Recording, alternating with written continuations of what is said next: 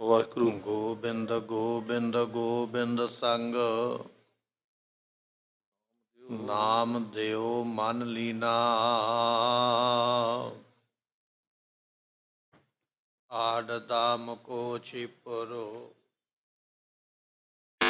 ਹੋਇਓ ਲਾਖੀਨਾ।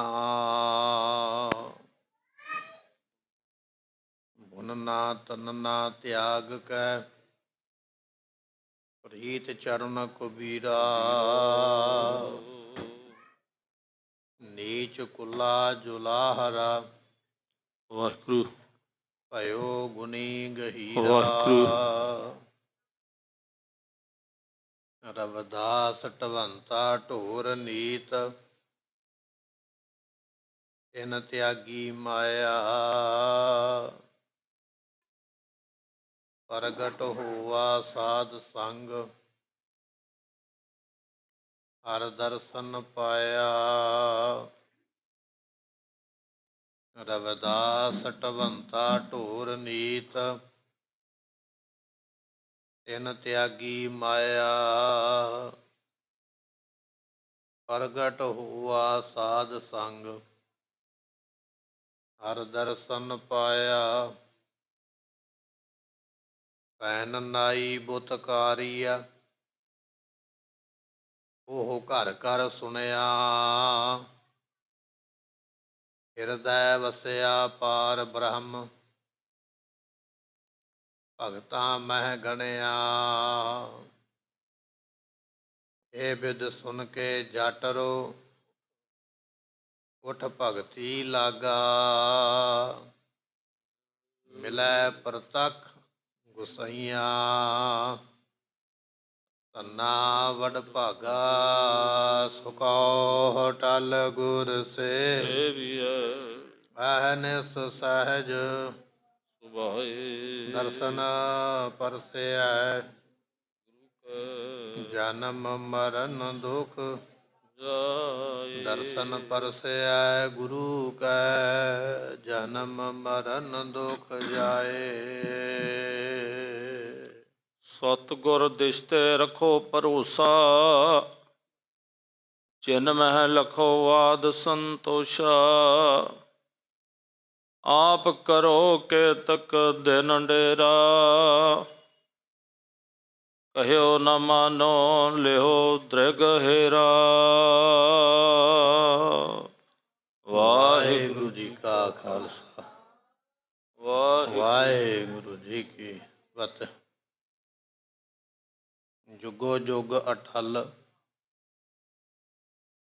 ਗਰੀਬ ਨਵਾਜ ਸਤਿਗੁਰੂ ਗੁਰੂ ਗ੍ਰੰਥ ਸਾਹਿਬ ਜੀਆਂ ਦੀ ਪਾਵਨ ਪਵਿੱਤਰ ਹਜ਼ੂਰੀ ਅੰਦਰ ਬਿਰਾਜਮਾਨ ਹੋ ਰਹੀ ਗੁਰੂ ਕੀ ਸੰਗਤ ਧੰਨ ਗੁਰੂ ਗੋਬਿੰਦ ਸਿੰਘ ਮਹਾਰਾਜ ਜੀਆਂ ਦੇ ਕੋਲ ਕੇਸੋ ਦਾਸ ਨਾਮ ਦਾ ਇੱਕ ਬ੍ਰਾਹਮਣ ਜਿਹੜਾ ਕਾਂਸ਼ੀ ਤੋਂ ਵਿਦਿਆ ਪੜ੍ਹਿਆ ਹੋਇਆ, ਜਿਸ ਨੇ ਬਹੁਤ ਜ਼ਿਆਦਾ ਪ੍ਰਸਿੱਧੀ ਪ੍ਰਾਪਤ ਕਰ ਲਈ ਹੈ, ਬੜੇ ਮੰਤਰ ਜਿਸ ਨੇ ਸਿੱਧ ਕੀਤੇ ਹੋਏ, ਇਹ ਸਤਿਗੁਰਾਂ ਦੇ ਕੋਲ ਆਇਆ ਹੈ। ਮਹਾਰਾਜ ਜੀਆਂ ਨੂੰ ਕਹਿਣ ਲੱਗਾ, ਮਹਾਰਾਜ ਮੈਂ ਮੰਤਰਾਂ ਦੇ ਬਲ ਦੇ ਨਾਲ ਦੇਵੀ ਪ੍ਰਗਟ ਕਰ ਸਕਦਾ ਹਾਂ, ਤੁਹਾਡੇ ਬੈਠਿਆਂ ਹੀ ਸਾਰੇ ਕੰਮ ਆਪਣੇ ਆਪ ਹੁੰਦੇ ਜਾਣਗੇ। ਗਰੀਬ ਨਵਾਜ ਸਤਿਗੁਰੂ ਜਾਣੀ ਜਾਣ ਨੇ, ਸਭ ਕੁਝ ਜਾਣਦੇ, ਪਰ ਇਸ ਦਾ ਪਖੰਡ ਪ੍ਰਗਟ ਕਰਨ ਵਾਸਤੇ ਮਹਾਰਾਜ ਨੇ ਆਗਿਆ ਦੇ ਦਿੱਤੀ। ਕਹਿਣ ਲੱਗੇ ਠੀਕ ਹੈ, ਜੋ ਤੈਨੂੰ ਚਾਹੀਦਾ ਦੱਸ, ਇਸ ਕਾਰਜ ਵਿੱਚ ਲੱਗ ਜਾ। ਜਦੋਂ ਇਹ ਬਚਨ ਸੁਣੇ ਤੇ ਇਹ ਬ੍ਰਾਹਮਣ ਕਹਿਣ ਲੱਗਾ, ਮਹਾਰਾਜ ਇਹ ਜੱਗ ਕਰਨਾ ਬੜਾ ਔਖਾ, ਐਸਾ ਜੱਗ ਤੇ ਸਤਿਯੁਗ ਦੇ ਵਿੱਚ ਨਹੀਂ ਹੋਇਆ, ਤ੍ਰੇਤੇ ਵਿੱਚ ਕੁਝ ਨਹੀਂ ਕਰ ਸਕਿਆ, ਕੋਈ ਦੁਆਪਰ ਵਿੱਚ ਨਹੀਂ ਕਰ ਸਕਿਆ। ਮਹਾਰਾਜ ਇਹ ਕਲਯੁਗ ਦੇ ਵਿੱਚ ਐਸਾ ਜੱਗ ਕਿਵੇਂ ਹੋ ਸਕਦਾ, ਇਹਦੇ ਵਾਸਤੇ ਬੜਾ ਧਨ ਲੱਗੇਗਾ, ਬਹੁਤੀ ਸਮੱਗਰੀ ਲੱਗੇਗੀ। ਜਦੋਂ ਐਸੇ ਬਚਨ ਇਸ ਬ੍ਰਾਹਮਣ ਨੇ ਆਖੇ ਨੇ ਤੇ ਮਹਾਰਾਜ ਦੇ ਕੋਲ ਖਲੋਤੇ ਹੋਏ ਨੇ ਮਹਾਰਾਜ ਦੇ ਸਿੱਖ ਭਾਈ ਦਇਆ ਰਾਮ ਨੇ ਬਚਨ ਕੀਤਾ। ਕਹਿਣ ਲੱਗੇ, ਪੰਡਤ ਜੀ ਨਾ ਮਾਇਆ ਦੀ ਗੁਰੂ ਘਰ ਕਮੀ ਹੈ, ਨਾ ਸਮੱਗਰੀ ਦੀ ਕਮੀ ਹੈ, ਤੁਸੀਂ ਜਿਹੜੀ ਜਿਹੜੀ ਵਸਤੂ ਲਿਆਉਣ ਵਾਸਤੇ ਆਖੋਗੇ ਉਹ ਲਿਆ ਕੇ ਦੇਣਾ ਸਾਡਾ ਕੰਮ ਹੈ। ਤੁਹਾਡਾ ਕੰਮ ਹੈ ਜਗ ਕਰਨਾ ਔਰ ਜਿਹੜੇ ਬਚਨ ਕੀਤੇ ਉਹ ਪੂਰੇ ਕਰਨਾ। ਇਹ ਬਚਨ ਇਤਿਹਾਸ ਆਪਾਂ ਪਿੱਛੇ ਸਰਵਣ ਕਰਿਆ ਏ। ਆਓ ਮਨ ਦਾ ਧਿਆਨ ਟਿਕਾਈਏ, ਗੁਰੂ ਗੋਬਿੰਦ ਸਿੰਘ ਪਾਤਸ਼ਾਹ ਦਾ ਇਤਿਹਾਸ ਸਰਵਣ ਕਰੀਏ। ਅੱਜ ਸ਼੍ਰੋਮਣੀ ਭਗਤ ਰਵਿਦਾਸ ਜੀਆਂ ਦਾ ਵੀ ਪ੍ਰਕਾਸ਼ ਦਿਹਾੜਾ ਪ੍ਰਾਪਤ ਹੋ ਰਿਹਾ ਹੈ। ਉਹਨਾਂ ਦੇ ਜੀਵਨ ਦੀ ਵੀ ਵਿਚਾਰ ਆਪਾਂ ਸਰਵਣ ਕਰਾਂਗੇ। ਪਹਿਲਾਂ ਮਹਾਰਾਜ ਦਾ ਇਤਿਹਾਸ ਸਰਵਣ ਕਰੀਏ, ਮਿਲ ਕੇ ਆਖੀਏ ਸਤਨਾਮ ਸ੍ਰੀ ਵਾਹਿਗੁਰੂ ਸਾਹਿਬ ਜੀ। ਸਤਿਗੁਰ ਦਿਸ਼ ਤੇ ਰੱਖੋ ਭਰੋਸਾ। ਸੋ ਉਸ ਵੇਲੇ ਇਹ ਦਇਆ ਰਾਮ ਨਾਮ ਦਾ ਜਿਹੜਾ ਪ੍ਰੋਹਤ ਹੈ ਨਾ ਗੁਰੂ ਘਰ ਦਾ, ਉਹਨੇ ਬਚਨ ਕੀਤਾ। ਕਹਿਣ ਲੱਗੇ ਪੰਡਤ ਜੀ, ਜਿੰਨੀ ਸਮੱਗਰੀ ਚਾਹੀਦੀ ਹੈ ਗੁਰੂ ਘਰੋਂ ਮਿਲੇਗੀ, ਜਿੰਨਾ ਪੈਸਾ ਧਨ ਚਾਹੀਦਾ ਗੁਰੂ ਘਰੋਂ ਮਿਲੇਗਾ। ਜਿਹੋ ਜੀ ਮਰਿਆਦਾ ਰੱਖਣ ਵਾਸਤੇ ਆਖੋਗੇ ਉਹੋ ਜੀ ਮਰਿਆਦਾ ਵੀ ਰੱਖੀ ਜਾਏਗੀ। ਗੁਰੂ ਘਰ ਵੱਲੋਂ ਤੁਸੀਂ ਨਿਚਿੰਤ ਹੋ ਜਾਓ, ਇੱਧਰੋਂ ਫਿਕਰ ਨਾ ਕਰੋ। ਸਾਡੇ ਵੱਲੋਂ ਕੋਈ ਪਲੜਾ ਨੀਵਾ ਨਹੀਂ ਰਵੇਗਾ। ਬਸ ਤੂੰ ਆਪਣੀ ਤਿਆਰੀ ਕਰ ਵੀ ਹਵਨ ਕਿਵੇਂ ਕਰਨਾ, ਜਗ ਕਿਵੇਂ ਕਰਨਾ, ਗੁਰੂ ਘਰ ਵੱਲੋਂ ਪੂਰਾ ਭਰੋਸਾ ਹੈ। ਜਿਨ ਮਹਿ ਲਖੋ ਆਦ ਸੰਤੋਸ਼ਾ। ਸਤਿਗੁਰਾਂ ਦੇ ਵਿੱਚ ਸੰਤੋਸ਼ਾ ਕਹੀਏ, ਸੰਤੋਖ ਇਤਿਆਦਿਕ ਮਹਾਰਾਜ ਵਿੱਚ ਸਾਰੇ ਗੁਣ ਨੇ। ਪੰਡਤ ਨੇ ਸ਼ਰਤ ਰੱਖੀ ਸੀ ਨਾ, ਮਹਾਰਾਜ ਜਗ ਉਹ ਕਰਵਾ ਸਕਦਾ ਜਿਹਦੇ ਵਿੱਚ ਸਤ ਹੋਵੇ, ਸੰਤੋਖ ਹੋਵੇ, ਦਇਆ ਹੋਵੇ, ਬ੍ਰਹਮਚਰਜ ਹੋਵੇ। ਜਿਹਦੇ ਵਿੱਚ ਇਹ ਗੁਣ ਹੋਣ ਤੇ ਉਹ ਕਰਵਾ ਸਕਦਾ ਹੈ। ਸਿੱਖ ਵਿੱਚ ਬਚਨ ਕਰਦਾ ਪਿਆ, ਕਹਿਣ ਲੱਗਾ ਵੀ ਸਤਿਗੁਰੂ ਤੇ ਸੰਤੋਖ ਵੰਡਣ ਵਾਲੇ ਨੇ ਆਪ। ਮਹਾਰਾਜ ਦੇ ਵਿੱਚ ਸੰਤੋਖ ਵੀ ਲਪਾ ਲਪ ਭਰਿਆ ਹੋਇਆ ਹੈ, ਦਇਆ ਵੀ ਹੈ, ਧਰਮ ਵੀ ਹੈ। ਸਾਡੇ ਵਾਲਿਓ ਪਾਸਿਓਂ ਕਿਸੇ ਤਰ੍ਹਾਂ ਦੀ ਕੋਈ ਕਮੀ ਨਹੀਂ ਆਉਣੀ ਹੈ। ਆਪ ਕਰੋ ਕੇ ਤੱਕ ਦਿਨ ਡੇਰਾ। ਤੁਸੀਂ ਇੱਥੇ ਡੇਰਾ ਕਰੋ। ਜੇ ਤੁਹਾਨੂੰ ਲੱਗਦਾ ਹੈ ਨਾ ਮਾਹੌਲ ਵੇਖਣਾ ਚਾਹੁੰਦੇ ਹੋ, ਅਨੰਦਪੁਰ ਸਾਹਿਬ ਦਾ ਸੰਗਤਾਂ ਦਾ ਆਉਣਾ ਜਾਣਾ ਵੇਖਣਾ ਚਾਹੁੰਦੇ ਹੋ, ਜਾਂ ਹੋਰ ਕੋਈ ਗੱਲਬਾਤ ਤੁਸੀਂ ਵੇਖਣੀ ਹੈ, ਅਸੀਂ ਤੁਹਾਨੂੰ ਇਹ ਨਹੀਂ ਕਹਿੰਦੇ ਵੀ ਅੱਜ ਹੀ ਜਗ ਸ਼ੁਰੂ ਕਰ ਲਓ, ਹਵਨ ਸ਼ੁਰੂ ਕਰ ਲਓ। ਨਹੀਂ, ਕੁਝ ਦਿਨ ਰਹੋ ਇੱਥੇ, ਪਹਿਲਾਂ ਸਾਰਾ ਮਾਹੌਲ ਵੇਖ ਲਵੋ, ਆਸਾ ਪਾਸਾ ਵੇਖ ਲਵੋ। ਜੇ ਠੀਕ ਲੱਗੇਗਾ ਤੇ ਫਿਰ ਤੁਸੀਂ ਇਹ ਕੰਮ ਕਰ ਲੈਣਾ ਕਰਿਓ। ਕਹਿਓ ਨਾ ਮਾਨੋ ਲਿਓ ਦਰ ਗਹਿਰਾ। ਇਹ ਅੱਖਾਂ ਦੇ ਨਾਲ ਵੇਖ ਲਾ ਵੀ ਗੁਰੂ ਕਿੱਡੇ ਪੂਜਨੀਕ ਨੇ। ਇਹਨਾਂ ਕੋਲ ਧਨ ਦੀ ਕਮੀ ਨਹੀਂ, ਸੰਤੋਖ ਦੀ ਕਮੀ ਨਹੀਂ, ਸ਼ੁਭ ਗੁਣਾਂ ਦੀ ਕਮੀ ਨਹੀਂ, ਬ੍ਰਹਮਚਰਜ ਦੀ ਕਮੀ ਨਹੀਂ ਹੈ। ਇਹ ਸਭ ਕੁਝ ਇਹਨਾਂ ਦੇ ਕੋਲ ਹੈ। ਜੇ ਫਿਰ ਵੀ ਯਕੀਨ ਨਹੀਂ ਤੇ ਤੂੰ ਕੁਝ ਦਿਨ ਇੱਥੇ ਰਹਿ ਕੇ ਵੇਖ ਸਕਦਾ। ਇਹ ਇੱਕ ਸਿੱਖ ਉਸ ਪੰਡਤ ਨੂੰ ਕਹਿ ਰਿਹਾ ਜਿਹੜਾ ਕਾਂਸ਼ੀ ਤੋਂ ਚੱਲ ਕੇ ਆਇਆ ਹੈ। ਐਮ ਸਤਿਗੁਰ ਕੇ ਰੋਕੋ ਜਾਨ। ਸਤਿਗੁਰਾਂ ਦਾ ਰੁਖ ਜਾਣ ਕੇ, ਹੁਕਮ ਜਾਣ ਕੇ ਵੀ ਮਹਾਰਾਜ ਸਾਹਿਬ ਜੀ ਨੇ ਜੋ ਆਖਿਆ ਉਹ ਸਿੱਖ ਨੇ ਦੱਸ ਦਿੱਤਾ ਹੈ। ਦਇਆ ਰਾਮ ਨੇ ਕੀਨ ਬਖਾਨ। ਦਇਆ ਰਾਮ ਗੁਰੂ ਕਾ ਸਿੱਖ ਹੈ। ਇਹ ਵੀ ਬ੍ਰਾਹਮਣ ਹੈ। ਜਿਹੜਾ ਕਾਂਸ਼ੀ ਤੋਂ ਚੱਲ ਕੇ ਆਇਆ ਉਹ ਵੀ ਬ੍ਰਾਹਮਣ ਹੈ। ਮਹਾਰਾਜ ਦੇ ਸਿੱਖ ਨੇ ਇਸ ਤਰ੍ਹਾਂ ਉਸ ਕਾਂਸ਼ੀ ਤੋਂ ਆਏ ਹੋਏ ਵਿਅਕਤੀ ਨੂੰ ਦੱਸਿਆ ਹੈ। ਸ੍ਰੀ ਪ੍ਰਭ ਕਹਿਓ ਸਿਵਰ ਕੋ ਘਾਲੋ। ਮਹਾਰਾਜ ਇੰਨੇ ਚਿਰ ਨੂੰ ਬੋਲ ਪਏ, ਬਚਨ ਕਰਨ ਲੱਗੇ। ਕਹਿਣ ਲੱਗੇ ਪੰਡਤ ਜੀ ਕਾਹਲੀ ਨਾ ਕਰੋ, ਛੇਤੀ ਨਾ ਕਰੋ, ਸਾਡਾ ਹੁਕਮ ਮੰਨ ਕੇ ਕੋਈ ਦਿਨ ਇੱਥੇ ਅਨੰਦਪੁਰ ਸਾਹਿਬ ਦੇ ਵਿੱਚ ਡੇਰਾ ਕਰਨਾ ਕਰੋ। ਤੁਰਕਨ ਸ਼ੈ ਕੋ ਕਾਜ ਬਿਸਾਲੋ। ਕਿਉਂਕਿ ਅਸੀਂ ਚਾਹੁੰਦੇ ਹਾਂ ਇਹ ਜਿਹੜਾ ਤੁਰਕਾਂ ਦਾ ਤੇਜ ਪ੍ਰਤਾਪ ਹੈ ਨਾ, ਇਹ ਤੇਜ ਪ੍ਰਤਾਪ ਨੂੰ ਅਸੀਂ ਨਾਸ ਕਰਨਾ ਹੈ। ਧੰਨ ਗੁਰੂ ਤੇਗ ਬਹਾਦਰ ਪਾਤਸ਼ਾਹ ਮਹਾਰਾਜ ਸਾਹਿਬ ਜੀਆਂ ਦੀ ਸ਼ਹੀਦੀ ਇਹਨਾਂ ਦੇ ਤੇਜ ਤਪ ਨੂੰ ਨਾਸ ਕਰਨ ਦੀ ਇੱਕ ਉਦਾਹਰਨ ਹੈ।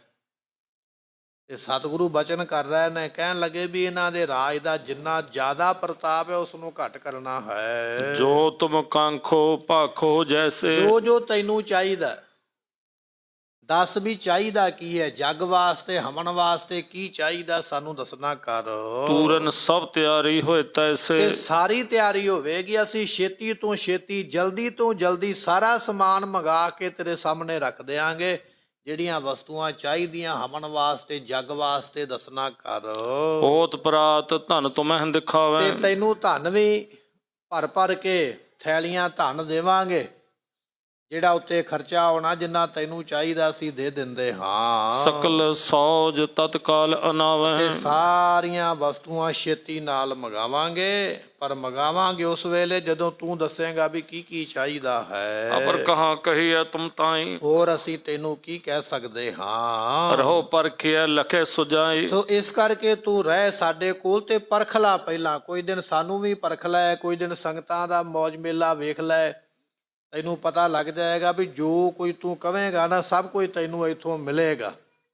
ਅਸੀਂ ਇਹ ਨਹੀਂ ਕਹਿੰਦੇ ਵੀ ਸਵੇਰੇ ਹੀ ਸ਼ੁਰੂ ਕਰ ਦੇ ਜੱਗ, ਨਹੀਂ। ਤੂੰ 10 ਦਿਨ 15 ਦਿਨ ਮਹੀਨਾ ਰਹਿ, ਪਹਿਲਾਂ ਵੇਖ ਲੈ ਸਾਰਾ ਕੁਝ ਇੱਥੇ ਮਾਹੌਲ ਚਾਲ, ਤੇ ਫਿਰ ਜੱਗ ਸ਼ੁਰੂ ਕਰਨਾ ਹੈ। ਕੇਸਵ ਦਾਸ ਸੁਨਤ ਪੁਨ ਕਹਿਓ। ਕਹਿਣ ਲੱਗੇ ਜਿਹੜਾ ਕੇਸ਼ਵ ਦਾਸ ਬ੍ਰਾਹਮਣ ਸੀ ਨਾ, ਜਦੋਂ ਸੁਣੇ ਨਾ ਬਚਨ ਨੇ ਮਹਾਰਾਜ ਦੇ, ਤੇ ਸੁਣ ਕੇ ਫਿਰ ਕਹਿਣ ਲੱਗਾ ਹੈ, ਅਤ ਦੋਹ ਸਾਧ ਕਰਮ ਸਭ ਲਹਿ। ਮਹਾਰਾਜ ਇਹ ਕੰਮ ਤੇ ਬੜਾ ਔਖਾ ਹੈ। ਜਿਹੜਾ ਤੁਸੀਂ ਜੱਗ ਕਰਨ ਦਾ ਕੰਮ ਕਹਿੰਦੇ ਹੋ ਨਾ, ਹੈ ਬੜਾ ਔਖਾ। ਇਹ ਔਖਾ ਵਾਰ-ਵਾਰ ਕਹਿਣ ਤੋਂ ਭਾਵ ਇਹ ਆ ਵੀ ਮਹਾਰਾਜ ਕਹਿਣਗੇ ਵੀ ਤੂੰ ਜ਼ਰੂਰ ਹੀ ਕਰ, ਤੇਰੇ ਬਿਨਾਂ ਨਹੀਂ ਹੋ ਸਕਦਾ। ਜਦੋਂ ਮਹਾਰਾਜ ਕਹਿਣਗੇ ਵੀ ਤੂੰ ਹੀ ਕਰ, ਤੇਰੇ ਬਿਨਾਂ ਹੋ ਨਹੀਂ ਸਕਦਾ, ਫਿਰ ਮੈਂ ਮੂੰਹੋਂ ਮੰਗੀ ਮਾਇਆ ਲਵਾਂਗਾ ਵੀ ਮਹਾਰਾਜ ਇੰਨੀ ਦਸ਼ਨਾ ਮੇਰੀ ਲੱਗਣੀ ਹੈ। ਜੇ ਇਹ ਕਹਿ ਦਿੱਤਾ ਵੀ ਕੰਮ ਸੌਖਾ ਹੋ ਜਾਏਗਾ, ਤੇ ਫਿਰ ਮੂੰਹੋਂ ਮੰਗਿਆ ਮੈਨੂੰ ਰਕਮ ਮਿਲਣੀ ਨਹੀਂ ਹੈ। ਕਹਿਣ ਲੱਗਾ ਮਹਾਰਾਜ ਕਲਯੁਗ ਦਾ ਸਮਾਂ ਹੈ, ਐਸੇ ਸਮੇਂ ਦੇ ਵਿੱਚ ਇਹ ਕੰਮ ਬਹੁਤ ਔਖਾ ਹੈ, ਇਸ ਨੂੰ ਕਰ ਕੋਈ ਨਹੀਂ ਸਕਦਾ ਹੈ। ਤੁਮ ਸਮਰੱਥ ਤੇ ਸਭ ਬਣਿਆ ਪਰ ਵੈ। ਮਹਾਰਾਜ ਤੁਸੀਂ ਉਹ ਸਮਰੱਥ, ਤੁਸੀਂ ਇਹ ਕੰਮ ਬਣਾ ਸਕਦੇ ਹੋ। ਵੈਸੇ ਬਣਨ ਵਾਲਾ ਨਹੀਂ ਹੈ, ਔਖਾ ਹੈ, ਪਰ ਜੇ ਤੁਸੀਂ ਕਿਰਪਾ ਕਰੋ ਤੁਹਾਡੇ ਵਾਸਤੇ ਔਖਾ ਨਹੀਂ ਹੈ। ਕਰੋ ਅਕਰਨ ਜਥਾ ਮਨ ਭਾਵੈ। ਮਹਾਰਾਜ ਜਿਵੇਂ ਤੁਸੀਂ ਕਰਨਾ ਚਾਹੋ ਉਹ ਤੁਸੀਂ ਕਰ ਸਕਦੇ ਹੋ, ਕਿਉਂਕਿ ਇਹਦੇ ਤੇ ਲੱਗਣਾ ਵੱਧ ਤੋਂ ਵੱਧ ਧਨ, ਇਹ ਧਨ ਤੁਹਾਡੇ ਬਿਨਾਂ ਕੋਈ ਇੰਨਾ ਖਰਚ ਨਹੀਂ ਸਕਦਾ। ਕੰਮ ਤੇ ਔਖਾ ਹੈ, ਪਰ ਮਹਾਰਾਜ ਤੁਸੀਂ ਸੌਖਾ ਕਰ ਸਕਦੇ ਹੋ। ਅੱਛੀ ਬਾਤ ਕਰੋ ਮੈਂ ਡੇਰਾ। ਚਲੋ ਠੀਕ ਹੈ ਮਹਾਰਾਜ, ਮੈਂ ਇੱਥੇ ਡੇਰਾ ਕਰ ਲੈਂਦਾ, ਮੈਂ ਜੱਗ ਨਹੀਂ ਸ਼ੁਰੂ ਕਰਦਾ, ਮੈਂ ਕੁਝ ਦਿਨ ਇੱਥੇ ਤੁਹਾਡੇ ਕੋਲ ਰਹਿੰਦਾ ਹਾਂ। ਕਾਜ ਸਿੱਧ ਇਹੋ ਪੁੰਨ ਬਡੇਰਾ। ਮੈਂ ਚਾਹੁੰਦਾ ਹਾਂ ਵੀ ਇਹ ਕੰਮ ਹੋ ਜਾਵੇ, ਹੈ ਪੁੰਨ ਵਾਲਾ ਕੰਮ ਹੈ। ਮੰਤਰ ਪੜ੍ਹਨਾ, ਜੱਗ ਕਰਨਾ, ਹਵਨ ਕਰਨਾ, ਭਲੇ ਦਾ ਕੰਮ ਹੀ ਕਰਨਾ ਹੈ, ਭਲੇ ਦਾ ਕੰਮ, ਪੁੰਨ ਵਾਲਾ ਕੰਮ ਹੈ। ਚਲੋ ਮਹਾਰਾਜ ਮੈਂ ਰਹਿ ਕੇ ਤੇ ਫਿਰ ਤਿਆਰੀ ਕਰਦਾ ਹਾਂ। ਬਿਦਤ ਹੋਏ ਤੁਮ ਕੋ ਜਗ ਮਾਤਾ। ਸਤਿਗੁਰੂ ਮੈਂ ਇਹ ਬਚਨ ਕਰਦਾ ਹਾਂ ਵੀ ਦੇਵੀ ਜ਼ਰੂਰ ਪ੍ਰਗਟ ਹੋਵੇਗੀ। ਮੈਂ ਮੰਤਰ ਪੜ੍ਹਾਂ ਤੇ ਸ਼ਕਤੀ ਪ੍ਰਗਟ ਨਾ ਹੋਵੇ, ਕਿਵੇਂ ਹੋ ਸਕਦਾ? ਜ਼ਰੂਰ ਪ੍ਰਗਟ ਹੋ ਜਾਣੀ ਹੈ। ਜਗ ਤੁਰਕਾਨ ਤੇਜ ਪੁਨ ਹਤ। ਜਦੋਂ ਦੇਵੀ ਪ੍ਰਗਟ ਹੋਵੇਗੀ, ਤੁਰਕਾਂ ਦਾ ਤੇਜ ਪ੍ਰਤਾਪ ਨਾਸ ਹੋ ਜਾਣਾ, ਖਤਮ ਹੋ ਜਾਣਾ, ਰਹਿਣਗੇ ਨਹੀਂ। ਗੁਰਮੁਖੋ ਸ਼ਿਵਜੀ ਵਰਗਾ ਦੇਵਤਾ ਅਮਰਨਾਥ ਗੁਫਾ ਦੇ ਜਾਣ ਵਾਲੇ ਬ੍ਰਾਹਮਣਾਂ ਨੂੰ ਕਹਿੰਦਾ ਵੀ ਬ੍ਰਾਹਮਣੋ ਮੈਂ ਨਹੀਂ ਜੇ ਆ ਸਕਦਾ ਤੁਹਾਡੀ ਮਦਦ ਵਾਸਤੇ। ਸਭ ਤੋਂ ਸ਼ਕਤੀਸ਼ਾਲੀ ਉਹਨੂੰ ਮੰਨਿਆ ਜਾਂਦਾ। ਜੇ ਤੁਸੀਂ ਆਪਣਾ ਧਰਮ ਬਚਾਉਣਾ ਚਾਹੁੰਦੇ ਹੋ ਤੇ ਗੁਰੂ ਤੇਗ ਬਹਾਦਰ ਪਾਤਸ਼ਾਹ ਦੀ ਸ਼ਰਨ ਵਿੱਚ ਜਾਓ, ਧਰਮ ਉਹ ਬਚਾ ਸਕਦੇ, ਮੇਰੇ ਵੱਸ ਦੀ ਗੱਲ ਨਹੀਂ ਹੈ। ਏਡਾ ਵੱਡਾ ਦੇਵਤਾ, ਏਡੇ ਵੱਡੇ ਧਾਰਮਿਕ ਸਥਾਨ ਤੇ ਇਹ ਗੱਲ ਉਹਨਾਂ ਨੂੰ ਕਹਿੰਦਾ ਪਿਆ ਜਿਹੜੇ ਉੱਚ ਕੋਟੀ ਦੇ ਬ੍ਰਾਹਮਣ ਨੇ, ਜਤੀ ਸਤੀ ਨੇ।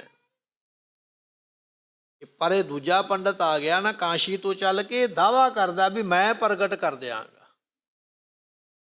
ਕਸ਼ਮੀਰ ਦੇ ਬ੍ਰਾਹਮਣਾਂ ਨੂੰ ਸ਼ਿਵਜੀ ਇਹ ਗੱਲ ਕਹਿੰਦਾ ਵੀ ਕਲਯੁਗ ਦਾ ਸਮਾਂ ਬੜਾ ਭਿਆਨਕ ਹੈ। ਇਸ ਵੇਲੇ ਕੋਈ ਵੀ ਦੇਵਤਾ ਦੁਨੀਆ ਤੇ ਧਰਤੀ ਤੇ ਜਨਮ ਲੈਣ ਨੂੰ ਤਿਆਰ ਨਹੀਂ। ਕਲਯੁਗ ਦਾ ਪ੍ਰਭਾਵ ਇੰਨਾ ਹੈ, ਕਲਯੁਗ ਦਾ ਜ਼ੋਰ ਇੰਨਾ ਹੈ, ਇੰਨੇ ਮਾੜੇ ਸਮੇਂ ਵਿੱਚ ਕੋਈ ਵੀ ਦੇਵਤਾ ਧਰਤੀ ਤੇ ਆਉਣ ਵਾਸਤੇ ਤਿਆਰ ਨਹੀਂ। ਇਸ ਵੇਲੇ ਤੇ ਨਿਰੰਕਾਰ ਹੀ ਕੁਝ ਕਰ ਸਕਦਾ, ਤੇ ਨਿਰੰਕਾਰ ਦਾ ਰੂਪ ਨੇ ਗੁਰੂ ਤੇਗ ਬਹਾਦਰ ਪਾਤਸ਼ਾਹ, ਉਹਦੀ ਸ਼ਰਨ ਵਿੱਚ ਜਾਓ। ਪਰ ਇੱਥੇ ਜਿਹੜਾ ਕਾਸ਼ੀ ਤੋਂ ਆਇਆ ਨੇ ਕਹਿੰਦਾ ਵੀ ਮੈਂ ਪ੍ਰਗਟ ਕਰ ਦਿਆਂਗਾ। ਕਿਵੇਂ ਕਰਦਾ ਉਹ ਆਪਾਂ ਦੇਖਾਂਗੇ। ਹਿੰਦੂ ਧਰਮ ਕੋ ਹੈ ਇਹ ਬਾਰਾ। ਕਹਿਣ ਲੱਗੇ ਵੀ ਇਹ ਹਿੰਦੂ ਧਰਮ ਵਾਸਤੇ ਵੀ ਚੰਗੀ ਗੱਲ ਹੈ ਵੀ ਜੇ ਦੇਵੀ ਪ੍ਰਗਟ ਹੋ ਜਾਵੇ ਤੇ ਹਿੰਦੂ ਧਰਮ ਫਿਰ ਚੰਗੀ ਤਰ੍ਹਾਂ ਬਚ ਜਾਏ। ਨਾਹੀਂ ਤਾਂ ਜਾਤ ਨਸ਼ਟ ਹੋਵੇ ਸਾਰਾ। ਨਹੀਂ ਤੇ ਫਿਰ ਇਹ ਧਰਮ ਵੀ ਨਾਸ਼ ਹੋ ਜਾਣਾ, ਕਿਉਂਕਿ ਔਰੰਗਜ਼ੇਬ ਹੱਥ ਧੋ ਕੇ ਪਿੱਛੇ ਪਿਆ ਹੈ। ਇਮ ਕਹਿ ਬੇਪਰ ਬਾਗ ਮਹਿ ਇਹ ਆਇਓ। ਸਾਰੀਆਂ ਗੱਲਾਂ ਬਾਤਾਂ ਕਹਿ ਕੇ ਕੇਸੋ ਦਾਸ ਬ੍ਰਾਹਮਣ ਨਾ ਮਹਾਰਾਜ ਨੂੰ ਟੇਕਿਆ ਮੱਥਾ, ਕਹਿਣ ਲੱਗਾ ਸਤਿਗੁਰੂ ਮੈਂ ਤੇ ਚੱਲਿਆ ਆਪਣੇ ਡੇਰੇ। ਬੜੇ ਸੋਹਣੇ ਬਾਗ ਵਿੱਚ ਇਹਨੇ ਡੇਰਾ ਕੀਤਾ ਸੀ ਮਹਾਰਾਜ, ਮੈਂ ਉੱਥੇ ਜਾ ਕੇ ਤੇ ਫਿਰ ਸਾਰੀ ਤਿਆਰੀ ਸ਼ੁਰੂਆਤ ਕਰਦਾ ਹਾਂ। ਡੇਰਾ ਕਰ ਮੁਕਾਮ ਹਰਖਾਇਓ। ਤੇ ਇਹ ਡੇਰਾ ਕਰ ਲਿਆ ਤੇ ਬੜਾ ਖੁਸ਼ ਹੈ ਮਨ ਦੇ ਵਿੱਚ ਵੀ ਮਹਾਰਾਜ ਮੰਨ ਗਏ ਨੇ ਜੱਗ ਵਾਸਤੇ। ਜੱਗ ਤੇ ਮੇਰਾ ਇੱਕ ਬਹਾਨਾ ਹੈ, ਜਿਹੜਾ ਮੈਂ ਮਹਾਰਾਜ ਨੂੰ ਲੁੱਟਣਾ ਇਹ ਮੇਰਾ ਸੌਖਾ ਕੰਮ ਹੋ ਗਿਆ। ਮੈਂ ਚੰਗੀ ਤਰ੍ਹਾਂ ਲੁੱਟ ਕੇ ਲੈ ਕੇ ਜਾਵਾਂਗਾ ਬਹੁਤਾ ਧਨ। ਆਪਣੇ ਡੇਰੇ ਚਲਾ ਗਿਆ, ਅੰਦਰੋਂ ਅੰਦਰੀ ਬੜਾ ਖੁਸ਼ ਹੈ। ਇੰਨਾ ਧਨ ਤੇ ਕਿਸੇ ਰਾਜੇ ਕੋਲੋਂ ਨਹੀਂ ਸੀ ਮਿਲਣਾ ਜਿੰਨਾ ਮੈਂ ਮਹਾਰਾਜ ਕੋਲੋਂ ਲੈ ਲੈਣਾ। ਬੜਾ ਖੁਸ਼ ਹੋ ਕੇ ਆਪਣੇ ਡੇਰੇ ਵਿੱਚ ਬੈਠਾ ਹੈ। ਉਤ ਸਤਿਗੁਰ ਚਾਹਤ ਕ੍ਰਿਤ ਕੀਨਾ। ਸਤਿਗੁਰੂ ਪਾਤਸ਼ਾਹ ਚਾਹੁੰਦੇ ਨੇ ਕੰਮ ਕਰਨਾ ਵੀ ਕੋਈ ਗੱਲ ਨਹੀਂ, ਖਰਚਾ ਹੁੰਦਾ ਹੋ ਜਾਵੇ, ਪਰ ਵਿਖਾਈਏ ਤੇ ਸਹੀ ਨਾ ਦੁਨੀਆ ਨੂੰ ਵੀ ਹੁੰਦਾ ਕੀ ਪਿਆ ਸੰਸਾਰ ਵਿੱਚ। ਮਹਾਰਾਜ ਇਹ ਕੰਮ ਕਰਨਾ ਚਾਹੁੰਦੇ ਹਨ। ਸਿੱਧ ਮਨੋਰਥ ਹਵੈ ਹਿਤ ਭੀਨਾ। ਤੇ ਸਤਿਗੁਰੂ ਚਾਹੁੰਦੇ ਨੇ ਵੀ ਇਹ ਜਿਹੜਾ ਮਨੋਰਥ ਸਿੱਧ ਹੋਣਾ ਚਾਹੀਦਾ ਹੈ। ਹਰੀ ਨਿਸਾ ਕਰ ਖਾਨ ਰੂਪਾਨਾ। ਗੁਰਮੁਖੋ ਇੰਨੇ ਚਿਰ ਨੂੰ ਰਾਤ ਪੈ ਗਈ। ਰਾਤ ਨੂੰ ਸਾਰੀ ਸੰਗਤ ਨੇ ਔਰ ਮਹਾਰਾਜ ਸਾਹਿਬ ਜੀ ਨੇ ਪ੍ਰਸ਼ਾਦਾ ਪਾਣੀ ਛਕਿਆ ਹੈ। ਸੁਪਤ ਜਥਾ ਸੁਖ ਕਿਰਪਾ ਨਿਧਾਨਾ। ਸਤਿਗੁਰੂ ਪਾਤਸ਼ਾਹ ਆਪਣੇ ਮਹਿਲ ਵਿੱਚ ਜਾ ਕੇ, ਕਮਰੇ ਵਿੱਚ ਜਾ ਕੇ ਤੇ ਪਲੰਗ ਤੇ ਮਹਾਰਾਜ ਲੰਮੇ ਪੈ ਗਿਆ। ਨਿੰਦਰਾ ਆ ਗਈ। ਸੰਗਤਾਂ ਵੀ ਆਪੋ ਆਪਣੇ ਤੰਬੂਆਂ ਵਿੱਚ ਚਲੇ ਗਈਆਂ, ਆਪੋ ਆਪਣੇ ਘਰ ਜਾ ਕੇ ਸੰਗਤਾਂ ਵੀ ਆਰਾਮ ਕਰਦੀਆਂ ਰਾਤ ਨੂੰ। ਵੱਡੀ ਪਰਾਤ ਉੱਠ ਸੋਚ ਇਸ਼ਨਾਨੇ। ਸਤਿਗੁਰੂ ਪਾਤਸ਼ਾਹ ਵੱਡੇ ਅੰਮ੍ਰਿਤ ਵੇਲੇ ਉੱਠਦੇ ਸਨ। ਧੰਨ ਗੁਰੂ ਗੋਬਿੰਦ ਸਿੰਘ ਪਾਤਸ਼ਾਹ ਆਪਾਂ ਕਹਿ ਲਈਏ ਜਾਂ 10 ਗੁਰੂ ਸਾਹਿਬਾਨ ਕਹਿ ਲਈਏ, ਸਤਿਗੁਰਾਂ ਦੇ ਜੀਵਨ ਵਿੱਚ ਇਹ ਮਰਿਆਦਾ ਸੀ ਵੀ ਅੰਮ੍ਰਿਤ ਵੇਲੇ ਉੱਠਣਾ ਹੈ। ਗੁਰਤਾ ਗੱਦੀ ਦੇਣ ਤੋਂ ਪਹਿਲਾਂ ਜਿਵੇਂ ਆਪਾਂ ਅੰਮ੍ਰਿਤ ਛਕਣ ਜਾਂਦੇ ਹਾਂ ਨਾ ਪੰਜਾਂ ਪਿਆਰਿਆਂ ਦੇ ਕੋਲੋਂ, ਤੇ 5 ਪਿਆਰੇ ਰਹਿਤ ਦੱਸਦੇ ਨੇ। ਅੰਮ੍ਰਿਤ ਛਕਣ ਕਰਕੇ ਤੁਹਾਨੂੰ ਇਹ ਰਹਿਤ ਰੱਖਣੀ ਪਵੇਗੀ। ਉਹ ਰਹਿਤ ਰੱਖੋਗੇ ਤੇ ਠੀਕ ਹੈ, ਨਹੀਂ ਰੱਖਦੇ ਕਿ ਤੁਸੀਂ ਤਨਖਾਹੀਏ ਹੋ, ਦੇਣਦਾਰ ਹੋ। ਇਸੇ ਤਰ੍ਹਾਂ ਜਦੋਂ ਗੁਰੂ ਸਾਹਿਬਾਨ ਗੁਰਤਾ ਗੱਦੀ ਦੇਣ ਤੋਂ ਪਹਿਲਾਂ ਮਰਿਆਦਾ ਦੱਸਦੇ, ਭਾਈ ਗੁਰਤਾ ਗੱਦੀ ਤੇ ਬੈਠਣਾ ਇਹ ਮਰਿਆਦਾ ਹੋਵੇਗੀ। ਤੇ ਗੁਰੂ ਤੇਗ ਬਹਾਦਰ ਪਾਤਸ਼ਾਹ ਨੇ ਦੱਸਿਆ ਆਪਣੇ ਪੁੱਤਰ ਨੂੰ ਅਨੰਦਪੁਰ ਸਾਹਿਬ ਦੀ ਧਰਤੀ ਤੇ, ਕਹਿਣ ਲੱਗੇ, ਪੁੱਤਰ ਇੱਕ ਤੇ ਅੰਮ੍ਰਿਤ ਵੇਲੇ ਉੱਠਣਾ ਹੈ, ਅੰਮ੍ਰਿਤ ਵੇਲੇ ਉੱਠ ਕੇ ਨਾਮ ਜਪਣਾ ਹੈ। ਇਹ ਬਚਨ ਮਹਾਰਾਜ ਨੇ ਸਮਝਾਇਆ ਹੋਇਆ ਤੇ ਉਹ ਬਚਨ ਨੂੰ ਪਾਲਿਆ ਮਹਾਰਾਜ ਨੇ ਆਪਣੀ ਜ਼ਿੰਦਗੀ ਦੇ ਵਿੱਚ। ਅੰਮ੍ਰਿਤ ਵੇਲੇ ਉੱਠ ਕੇ ਮਹਾਰਾਜ ਜੀ ਉਸ ਵੇਲੇ ਸੌਚ ਕਿਰਿਆ ਤੇ ਇਸ਼ਨਾਨ ਕਰਦੇ ਹਨ। ਪਹਿਰੇ ਬਸਤਰ ਸ਼ਸਤਰ ਬੜੇ ਸੋਹਣੇ ਸ਼ਸਤਰ ਤੇ ਬਸਤਰ ਮਹਾਰਾਜ ਨੇ ਪਹਿਨੇ ਹਨ। ਦਿਨ ਪ੍ਰਤ ਉਦੇ ਭਇਓ ਹਰ ਇੰਨੇ ਖਾਏ। ਚਿਰ ਨੂੰ ਗੁਰਮੁਖੋ ਦਿਨ ਚੜ ਗਿਆ। ਨਿਤਨੇਮ ਕਰਦਿਆਂ, ਬਾਣੀ ਪੜ੍ਹਦਿਆਂ, ਆਸਾ ਦੀ ਵਾਰ ਦਾ ਕੀਰਤਨ ਸੁਣਦਿਆਂ ਇੰਨੇ ਚਿਰ ਨੂੰ ਦਿਨ ਇੰਨਾ ਚੜ ਗਿਆ ਵੀ ਸੂਰਜ ਆਕਾਸ਼ ਵਿੱਚ ਦਿਸਣ ਲੱਗ ਪਿਆ ਹੈ। ਸਿੱਖ ਮਸੰਦ ਦਾਸ ਭਟਿਆ। ਮਹਾਰਾਜ ਦੇ ਕੋਲ ਸਿੱਖ ਵੀ ਆ ਗਏ। ਜਿਹੜੇ ਯਾਤਰੂ ਆਏ ਸੀ ਨਾ ਬਾਹਰੋਂ ਮੱਥਾ ਟੇਕਣ ਵਾਲੇ, ਉਹ ਵੀ ਆ ਕੇ ਮੱਥਾ ਟੇਕਦੇ ਪਏ। ਜਿਹੜੇ ਦਾਸ ਸਨ ਸੇਵਕ ਉਹ ਵੀ, ਜਿਹੜੇ ਮਸੰਦ ਸਨ ਉਹ ਵੀ। ਭੱਟ ਉਹਨਾਂ ਨੂੰ ਕਿਹਾ ਜਾਂਦਾ ਜਿਹੜੇ ਦਰਵਾਜ਼ੇ ਤੇ ਖੜ ਕੇ ਉਸਤਤ ਕਰਦੇ, ਜੈ ਜੈਕਾਰ ਕਰਦੇ। ਉਹ ਕਹਿਣ ਤੋਂ ਭਾਵ ਵੀ ਜਿੰਨੇ ਮਹਾਰਾਜ ਦੇ ਪ੍ਰੇਮੀ ਨੇਮੀ ਸਾਰੇ ਕੋਲ ਆ ਗਏ ਹਨ। ਕਰ ਪੱਗ ਬੰਧਨ ਪਾਸ ਫਿਰੇ ਹੈ। ਸਤਿਗੁਰੂ ਪਾਤਸ਼ਾਹ ਨੂੰ ਮੱਥਾ ਟੇਕ ਕੇ ਮਸੰਦ ਜਿਹੜੇ ਜਥੇਦਾਰ ਨੇ ਉਹ ਵੀ ਬੈਠ ਗਏ, ਸੰਗਤਾਂ ਵੀ ਬੈਠ ਗਈਆਂ, ਭੱਟ ਵੀ ਬੈਠ ਗਏ, ਸਾਰੇ ਮਹਾਰਾਜ ਦੇ ਕੋਲ ਬੈਠੇ ਹਨ। ਸ਼੍ਰੀ ਕਲਗੀਧਰ ਹੁਕਮ ਕਰੇ ਹੈ। ਸਤਿਗੁਰੂ ਪਾਤਸ਼ਾਹ ਨੇ ਜਦੋਂ ਵੇਖਿਆ ਨਾ ਵੀ ਇਹ ਸਾਰੇ ਬੈਠ ਗਏ ਨੇ, ਤੇ ਮਹਾਰਾਜ ਫਿਰ ਕਹਿਣ ਲੱਗੇ, ਭਾਈ ਅੱਜ ਅਸੀਂ ਤੁਹਾਡੇ ਸਾਰਿਆਂ ਦੇ ਨਾਲ ਇੱਕ ਖਾਸ ਬਚਨ ਕਹਿਣਾ ਚਾਹੁੰਦੇ ਹਾਂ, ਵੀ ਸਾਰੇ ਜਾਣੇ ਧਿਆਨ ਦਿਓ। ਅੱਜ ਅਸੀਂ ਤੁਹਾਨੂੰ ਇੱਕ ਬਚਨ ਕਹਿਣਾ ਹੈ। ਕਾਰਦਾਰ ਗੁਰ ਘਰ ਕੇ ਜੇਤੇ। ਗੁਰੂ ਘਰ ਦੇ ਜਿੰਨੇ ਕਾਰਦਾਰ ਨੇ, ਕਾਰਦਾਰ ਤੋਂ ਭਾਵ ਹੁੰਦਾ ਸੇਵਾਦਾਰ, ਕੰਮ ਕਰਨ ਵਾਲੇ। ਕੋਈ ਬਰਤਨ ਮਾਂਜਣ ਵਾਲਾ ਹੈ, ਕੋਈ ਲੰਗਰ ਬਣਾਉਣ ਵਾਲਾ ਹੈ, ਕੋਈ ਸੰਗਤ ਨੂੰ ਸਾਂਭਣ ਵਾਲਾ ਹੈ, ਕੋਈ ਸੰਗਤ ਦਾ ਪ੍ਰਬੰਧ ਕਰਨ ਵਾਲਾ ਹੈ, ਕੋਈ ਗ੍ਰਾਹੀ ਲੈ ਕੇ ਆਉਣ ਵਾਲਾ ਹੈ, ਕੋਈ ਦਵਾਈ ਬੂਟੀ ਕਰਨ ਵਾਲਾ ਹੈ। ਜਿੰਨੇ ਵੀ ਗੁਰੂ ਘਰ ਦੇ ਕਾਰਦਾਰ ਨੇ, ਪ੍ਰਬੰਧਕ ਨੇ, ਕੰਮ ਚਲਾਉਣ ਵਾਲੇ, ਜਿੰਨੇ ਵੀ ਸਾਡੇ ਸੇਵਾਦਾਰ ਨੇ, ਸਾਰੇ ਜਾਣੇ ਬਚਨ ਸੁਣਨਾ ਕਰੋ। ਇੱਕ ਥਲ ਮਿਲ ਕਰ ਅਬ ਤੁਮ ਤੇਤੇ। ਤੁਸੀਂ ਸਾਰੇ ਜਾਣੇ ਇੱਕ ਥਾਂ ਤੇ ਇਕੱਠੇ ਹੋ ਜਾਓ। ਜਿੰਨੇ ਵੀ ਸੇਵਾਦਾਰ ਨੇ, ਕੋਈ ਵੀ ਸੇਵਾ ਮਿਲੀ ਹੈ, ਕੋਈ ਵੀ ਜ਼ਿੰਮੇਵਾਰੀ ਮਿਲੀ ਹੈ, ਸਾਰੇ ਜਾਣੇ ਇੱਕ ਥਾਂ ਤੇ ਇਕੱਠੇ ਹੋਵੋ। ਇਹ ਮਹਾਰਾਜ ਦਾ ਬਚਨ। ਇਕੱਠੇ ਹੋ ਕੇ ਪਹਿਲਾਂ ਆਪਾਂ ਪੂਰੀ ਸਕੀਮ ਬਣਾਈਏ। ਸਾਰੇ ਜਾਣੇ ਸਲਾਹ ਦਿਓ ਵੀ ਕਿਵੇਂ ਕਿਵੇਂ ਕੀ ਕੀ ਕਰਨਾ ਹੈ। ਸਾਰੇ ਜਾਣੇ ਇੱਕ ਥਾਂ ਤੇ ਇਕੱਠੇ ਹੋਣਾ ਕਰੋ। ਪਰਸੋਂ ਜੇ ਤੱਕ ਚੜੀ ਅਕੋਰ। ਪਰਸੋਂ 2 ਦਿਨ ਪਹਿਲਾਂ ਮਹਾਰਾਜ ਮੇਲਾ ਬਣਾ ਕੇ ਹਟੇ ਸਨ। ਮਹਾਰਾਜ ਕਹਿਣ ਲੱਗੇ 2-4 ਦਿਨ ਪਹਿਲਾਂ ਜਿਹੜਾ ਆਪਾਂ ਮੇਲਾ ਬਣਾਇਆ ਅਨੰਦਪੁਰ ਸਾਹਿਬ ਦੀ ਧਰਤੀ ਤੇ, ਕਿੰਨੀ ਭੇਟਾ ਚੜੀ ਹੈ। ਜਦੋਂ ਸੰਗਤ ਆਉਂਦੀ ਸੀ ਨਾ ਤੇ ਮਹਾਰਾਜ ਨੂੰ ਮੱਥਾ ਟੇਕਦੀ ਆ ਕੇ, ਮਾਇਆ ਰੱਖ ਕੇ। ਜਿਹੜੇ ਮਹਾਰਾਜ ਦੇ ਖਜ਼ਾਨਚੀ ਸਨ ਉਹ ਮਾਇਆ ਨੂੰ ਸਾਂਭਦੇ ਸਨ ਖਜ਼ਾਨੇ ਵਿੱਚ ਜਾ ਕੇ, ਤੇ ਫਿਰ ਦੱਸਦੇ ਸਨ ਵਹੀ ਖਾਤਿਆਂ ਦੇ ਉੱਪਰ ਚੜਾ ਕੇ ਵੀ ਇੰਨੀ ਮਾਇਆ ਆਈ ਹੈ, ਇੰਨਾ ਖਰਚਾ ਹੋਇਆ। ਸਤਿਗੁਰਾਂ ਨੇ ਪੁੱਛਿਆ, ਕਹਿਣ ਲੱਗੇ ਵੀ 2-3 ਦਿਨ ਪਹਿਲਾਂ ਮੇਲਾ ਮਨਾਇਆ, ਬੜੀ ਸੰਗਤ ਆਈ ਸੀ, ਪਰ ਉਹਨਾਂ ਸੰਗਤਾਂ ਦੇ ਰਾਹੀਂ ਮਾਇਆ ਕਿੰਨੀ ਆਈ ਹੈ? ਦੱਸੋ, ਉਹ ਕਿੰਨੀ ਮਾਇਆ ਆਈ ਹੈ? ਸਾਨੂੰ ਗਿਣਤੀ ਦੱਸਣਾ ਕਰੋ। ਸਭ ਕੋ ਕਰੋ ਏਕ ਥਲ ਜੋਰ। ਜਿੰਨੀ ਵੀ ਆਈ ਹੈ। ਇੱਕ ਸਿੱਖ ਨੇ ਆਖਿਆ, ਮਹਾਰਾਜ ਮਾਇਆ ਤੇ ਬੜੀ ਆਈ ਹੈ, ਪਰ ਅਸੀਂ ਗਿਣ ਨਹੀਂ ਸਕੇ ਵੀ ਹੈ ਕਿੰਨੀ ਹੈ। ਮਹਾਰਾਜ ਕਹਿਣ ਲੱਗੇ, ਜੇ ਗਿਣ ਨਹੀਂ ਨਾ ਸਕੇ ਤੇ ਉਹ ਸਾਰੀ ਮਾਇਆ ਇੱਕ ਥਾਂ ਤੇ ਢੇਰ ਲਾ ਦਿਓ। ਜਿੰਨੀ ਸੰਗਤ ਆਈ ਹੈ, ਜਿੰਨੇ ਸੇਵਾਦਾਰ ਨੇ, ਸਾਰਿਆਂ ਨੂੰ ਗਿਣਨ ਵਾਸਤੇ ਲਾ ਦਿਓ। ਗਿਣੋ, ਪਤਾ ਲੱਗੇ ਵੀ ਕਿੰਨੀ ਹੈ, ਤਾਂ ਕਿ ਉਸ ਮੁਤਾਬਕ ਸਾਰੇ ਕੰਮ ਸ਼ੁਰੂ ਕੀਤੇ ਜਾਣ। ਮੇਲੇ ਵਿੱਚ ਮਾਇਆ ਕਿੰਨੀ ਆਈ ਹੈ? ਸਿੱਖ ਕਹਿੰਦਾ ਮਾਇਆ ਤੇ ਬੜੀ ਆਈ ਹੈ, ਪਰ ਮਹਾਰਾਜ ਗਿਣੀ ਕੋਈ ਨਹੀਂ, ਉੱਦਾਂ ਹੀ ਬੰਨ੍ਹ ਕੇ ਅਸੀਂ ਰੱਖ ਦਿੱਤੀ ਹੈ। ਸਤਿਗੁਰੂ ਕਹਿਣ ਲੱਗੇ, ਉਸ ਮਾਇਆ ਨੂੰ ਕਿਸੇ ਖੁੱਲ੍ਹੇ ਥਾਂ ਤੇ ਰੱਖ ਕੇ ਸੰਗਤਾਂ ਨੂੰ ਕਹਿ ਦਿਓ ਵੀ ਸਾਰੇ ਜਣੇ ਮਾਇਆ ਗਿਣ ਕੇ ਗਿਣਤੀ ਕਰਨ ਵੀ ਕਿੰਨੀ ਮਾਇਆ ਪਹੁੰਚੀ ਹੈ। ਆਨ ਸੁਣਾਵੋ ਧਨ ਹੋਵੇ ਕੇਤਾ। ਤੇ ਕਿੰਨੀ ਮਾਇਆ ਆਈ ਹੈ ਉਹਦਾ ਪੂਰੀ ਗਿਣਤੀ ਕਰਕੇ, ਉਹਦਾ ਜੋੜ ਕਰਕੇ ਫਿਰ ਸਾਨੂੰ ਦੱਸੋ ਵੀ ਹੈ ਕਿੰਨੀ ਹੈ, ਗਿਣਤੀ ਵਿੱਚ ਕਿੰਨੀ ਆਉਂਦੀ ਹੈ ਮਾਇਆ, ਦੱਸਣਾ ਕਰੋ। ਅਬ ਕੇ ਮੇਲੇ ਆਏ ਹੋ ਜੇਤਾ। ਤੇ ਸਤਿਗੁਰੂ ਪਾਤਸ਼ਾਹ ਕਹਿਣ ਲੱਗੇ, ਅਸੀਂ ਪੁਰਾਣੀ ਦੀ ਗੱਲ ਨਹੀਂ ਕਰਦੇ, ਜਿਹੜੀ ਪਹਿਲਾਂ ਪਈ ਹੈ ਖਜ਼ਾਨੇ ਵਿੱਚ, ਉਹਦੀ ਗੱਲ ਨਹੀਂ। ਉਹ ਤੇ ਗਿਣੀ ਹੋਈ ਹੈ ਨਾ, ਖਜ਼ਾਨੇ ਵਿੱਚ ਮਾਇਆ ਗਿਣ ਕੇ ਹੀ ਜਮ੍ਹਾਂ ਹੁੰਦੀ ਹੈ, ਤੇ ਖਜ਼ਾਨੇ ਵਿੱਚੋਂ ਮਾਇਆ ਗਿਣ ਕੇ ਹੀ ਬਾਹਰ ਨਿਕਲਦੀ ਹੈ। ਉਹ ਤੇ ਪਹਿਲਾਂ ਹੀ ਵਹੀ ਖਾਤਿਆਂ ਤੇ ਲਿਖੀ ਹੋਈ ਹੈ ਵੀ ਇੰਨੀ ਮਾਇਆ ਗੁਰੂ ਗੋਬਿੰਦ ਸਿੰਘ ਦੇ ਖਾਤੇ ਵਿੱਚ ਜਮ੍ਹਾਂ ਹੈ, ਖਜ਼ਾਨੇ ਵਿੱਚ। ਅਸੀਂ ਉਹ ਮਾਇਆ ਦੀ ਗੱਲ ਕਰਦੇ ਹਾਂ ਜਿਹੜੀ ਮੇਲੇ ਦੇ ਉੱਪਰ ਆਈ ਹੈ, 2 ਦਿਨ ਪਹਿਲਾਂ ਆਈ ਹੈ। ਉਹ ਹਾਲੇ ਗਿਣੀ ਨਹੀਂ ਗਈ ਹੈ, ਉਸੇ ਤਰ੍ਹਾਂ ਮੰਨ ਕੇ ਰੱਖੀ ਹੈ। ਜਿਹੜੀ ਹੁਣ ਦੀ ਆਈ ਹੈ ਉਹ ਸਾਨੂੰ ਗਿਣ ਕੇ ਦੱਸੋ ਵੀ ਹੈ ਕਿੰਨੀ ਉਹ ਮਾਇਆ ਹੈ। ਸੁਣ ਕਰ ਹੁਕਮ ਮਿਲੇ ਤਬ ਸਾਰੇ। ਮਹਾਰਾਜ ਦਾ ਹੁਕਮ ਸੁਣ ਕੇ ਨਾ ਜਿੰਨੇ ਸੇਵਾਦਾਰ ਸਨ, ਪਹਿਰੇਦਾਰ, ਸੇਵਾਦਾਰ, ਪ੍ਰਸ਼ਾਦਾ ਬਣਾਉਣ ਵਾਲੇ, ਵਰਤਾਉਣ ਵਾਲੇ, ਔਰ ਜਿੰਨੇ ਸੰਗਤਾਂ ਵਿੱਚੋਂ ਆਏ ਤੇ ਜਿੰਨੇ ਮਹਾਰਾਜ ਦੇ ਸਿਪਾਹੀ ਸਨ ਫੌਜ ਵਿੱਚ ਭਰਤੀ, ਸਾਰੇ ਲੱਗ ਪਏ ਗਿਣ। ਵੱਡਾ ਢੇਰ ਮਾਇਆ ਦਾ ਲੱਗ ਗਿਆ, 4 ਚੁਫੇਰੇ ਬੈਠ ਗਏ। ਮਾਇਆ ਗਿਣ ਗਿਣ ਕੇ ਉਸ ਵੇਲੇ ਇਕੱਠੀ ਕੀਤੀ ਹੈ। ਸਭ ਅਕੋਰ ਕੋ ਕੀਨ ਸ਼ੁਮਾਰੇ। ਤੇ ਸ਼ੁਮਾਰੇ ਤੋਂ ਭਾਵ ਹੁੰਦਾ ਗੁਰਮੁਖੋ ਗਿਣਤੀ। ਇੱਕ ਪਾਸੇ ਲੱਗ ਗਿਆ ਵੀ ਅਸੀਂ ਵੱਡੇ ਨੋਟ ਗਿਣਾਂਗੇ, ਦੂਜੇ ਛੋਟੇ, ਤੀਜੇ ਹੋਰ ਛੋਟੇ, ਫਿਰ ਭਾਨ ਗਿਣਨ ਵਾਲੇ, ਫਿਰ ਉਸ ਤੋਂ ਥੱਲੇ ਪੰਜੀਆਂ ਦਸੀਆਂ, ਇੱਕਾ ਦੁੱਕਾ, ਜੋ ਵੀ ਉਹਨਾਂ ਸਮਿਆਂ ਵਿੱਚ ਚੱਲਦਾ ਹੈ ਨਾ, ਉਹ ਸਾਰੇ ਗਿਣਨ ਵਾਲੇ ਬੈਠ ਗਏ। ਜਿਹੜੀ ਵੀ ਉਸ ਵੇਲੇ ਦੀ ਮਾਇਆ ਸੀ, ਰੁਪਈਆ ਸੀ ਜਾਂ ਜੋ ਵੀ ਸੀ, ਸਾਰੀ ਗਿਣੀ ਗਈ ਹੈ। ਸਾਰੀ ਮਾਇਆ ਗਿਣ ਤੋਂ ਮਗਰੋਂ ਫਿਰ ਮਹਾਰਾਜ ਨੂੰ ਦੱਸਦੇ ਹਨ, ਧਨ 9 ਲੱਖ ਕਰੀ ਮਿਲ ਗਿਣਤੀ। ਕਹਿਣ ਲੱਗੇ, ਮਹਾਰਾਜ ਇਸ ਮੇਲੇ ਤੇ 9 ਲੱਖ ਰੁਪਈਏ ਦਾ ਚੜਾਵਾ ਚੜਿਆ। ਉਹਨਾਂ ਸਮਿਆਂ ਦੇ ਵਿੱਚ ਜਦੋਂ ਗੁਰੂ ਗੋਬਿੰਦ ਸਿੰਘ ਮਹਾਰਾਜ ਬੈਠਦੇ ਨਾ ਗੁਰਤਾ ਗੱਦੀ ਦੇ ਉੱਪਰ, ਸੰਗਤਾਂ ਆਉਂਦੀਆਂ, ਤੇ ਵਿਸਾਖੀ ਦਾ ਜਾਂ ਇਹੋ ਜਿਹੇ ਮੇਲੇ ਇੰਨੇ ਵੱਡੀ ਗਿਣਤੀ ਵਿੱਚ ਸੰਗਤ ਆਉਂਦੀ ਸੀ, ਔਰ ਇੰਨੀ ਮਾਇਆ ਚੜਾਉਂਦੀ ਸੀ ਵੀ 9 ਲੱਖ ਰੁਪਈਆ ਚੜਾਵਾ ਮੇਲੇ ਦਾ ਮਹਾਰਾਜ ਦੇ ਕੋਲ ਆਇਆ। ਜਿਸ ਵੇਲੇ ਮਹਾਰਾਜ ਨੇ ਅਨੰਦਪੁਰ ਸਾਹਿਬ ਦਾ ਕਿਲ੍ਹਾ ਛੱਡਿਆ, 9 ਕਰੋੜ ਦੀ ਮਾਇਆ ਸੀ ਉਸ ਵੇਲੇ ਖਜ਼ਾਨੇ ਦੇ ਵਿੱਚ ਮਹਾਰਾਜ ਦੇ ਕੋਲ।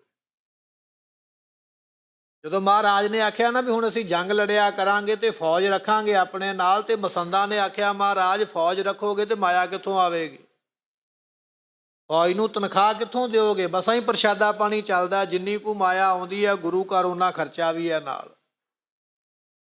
ਆਮ ਤੌਰ 'ਤੇ ਅਸੀਂ ਗੁਰੂ ਘਰੇ ਮਾਇਆ ਆਉਂਦੀ ਗਿਣ ਲੈਂਦੇ ਹਾਂ ਵੀ ਇੰਨੀ ਆਉਂਦੀ ਹੈ, ਪਰ ਗੁਰੂ ਘਰਾਂ ਦੇ ਖਰਚੇ ਵੀ ਬੜੇ ਵੱਡੇ ਹੁੰਦੇ, ਜਾਂਦੀ ਵੀ ਬੜੀ ਖੁੱਲ੍ਹੇ ਹਿਸਾਬ ਨਾਲ ਹੀ ਹੈ।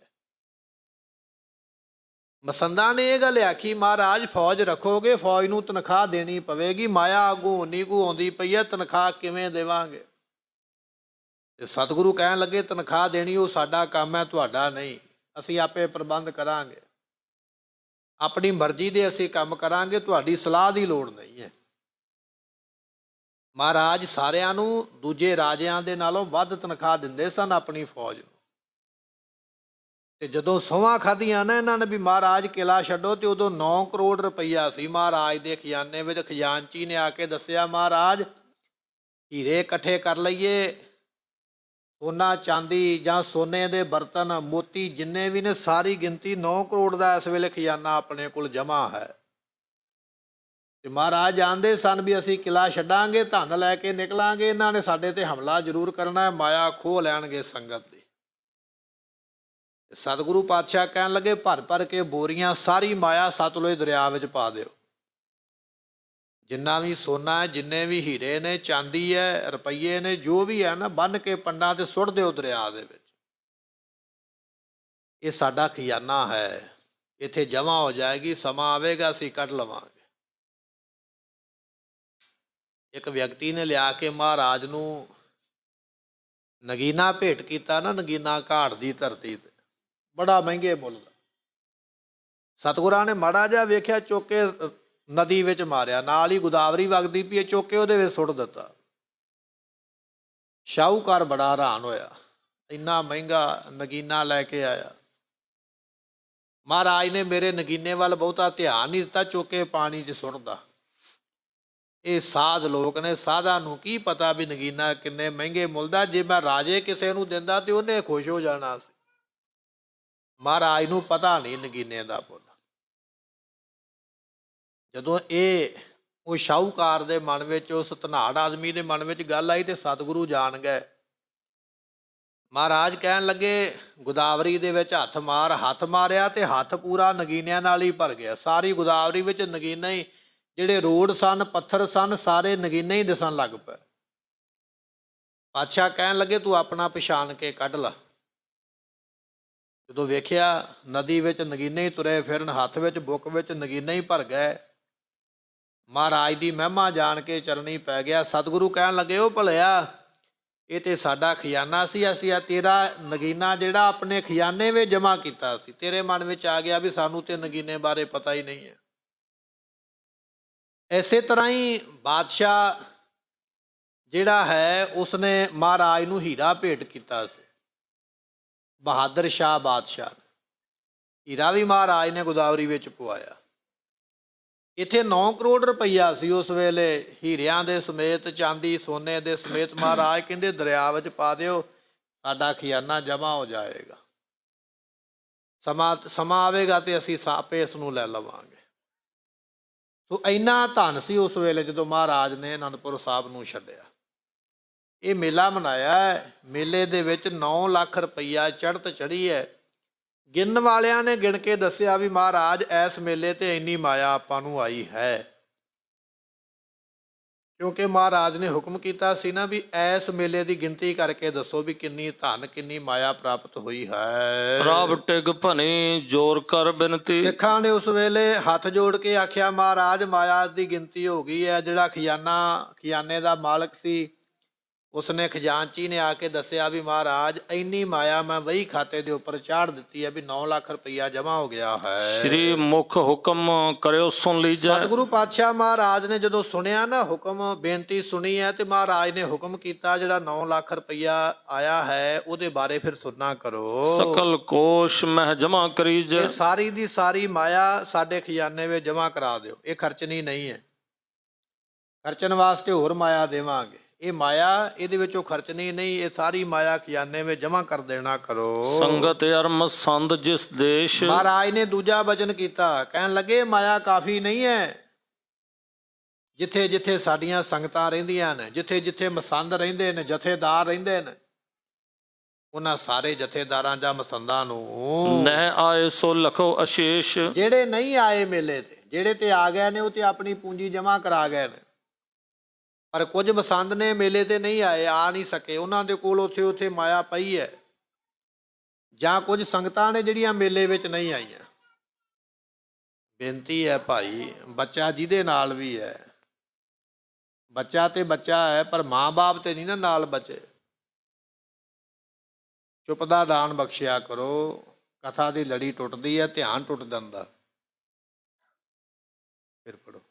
ਲਿਖੋ ਹੁਕਮਨਾਮੇ ਤਿਨ ਤਾਈ। ਸਤਿਗੁਰੂ ਪਾਤਸ਼ਾਹ ਨੇ ਬਚਨ ਕੀਤਾ, ਕਹਿਣ ਲੱਗੇ ਜਿਹੜੀਆਂ ਸੰਗਤਾਂ ਮੱਥਾ ਨਹੀਂ ਟੇਕਣ ਆਈਆਂ ਮੇਲੇ ਤੇ, ਜਾਂ ਜਿਹੜੇ ਮਸੰਦ ਨਹੀਂ ਆਏ, ਉਹਨਾਂ ਨੂੰ ਸਾਡੇ ਵੱਲੋਂ ਹੁਕਮਨਾਮੇ ਭੇਜੇ ਜਾਂ ਚਿੱਠੀਆਂ ਭੇਜ ਦਿਓ। ਸਾਡੇ ਵੱਲੋਂ ਮੋਹਰ ਲਾ ਕੇ ਧੰਨ ਗੁਰੂ ਗੋਬਿੰਦ ਸਿੰਘ ਪਾਤਸ਼ਾਹ ਦੀ ਚਿੱਠੀਆਂ ਭੇਜ ਕੇ ਲਿਖੋ, ਭਾਈ ਜਿਹਦੀ ਮਾਇਆ ਜਮ੍ਹਾਂ ਨਹੀਂ ਹੋਈ ਉਹ ਆਪੋ ਆਪਣੀ ਮਾਇਆ ਲਿਆ ਕੇ ਜਮ੍ਹਾਂ ਕਰਾਓ, ਸਾਡੇ ਕੋਲ ਪਹੁੰਚਣਾ ਕਰੋ।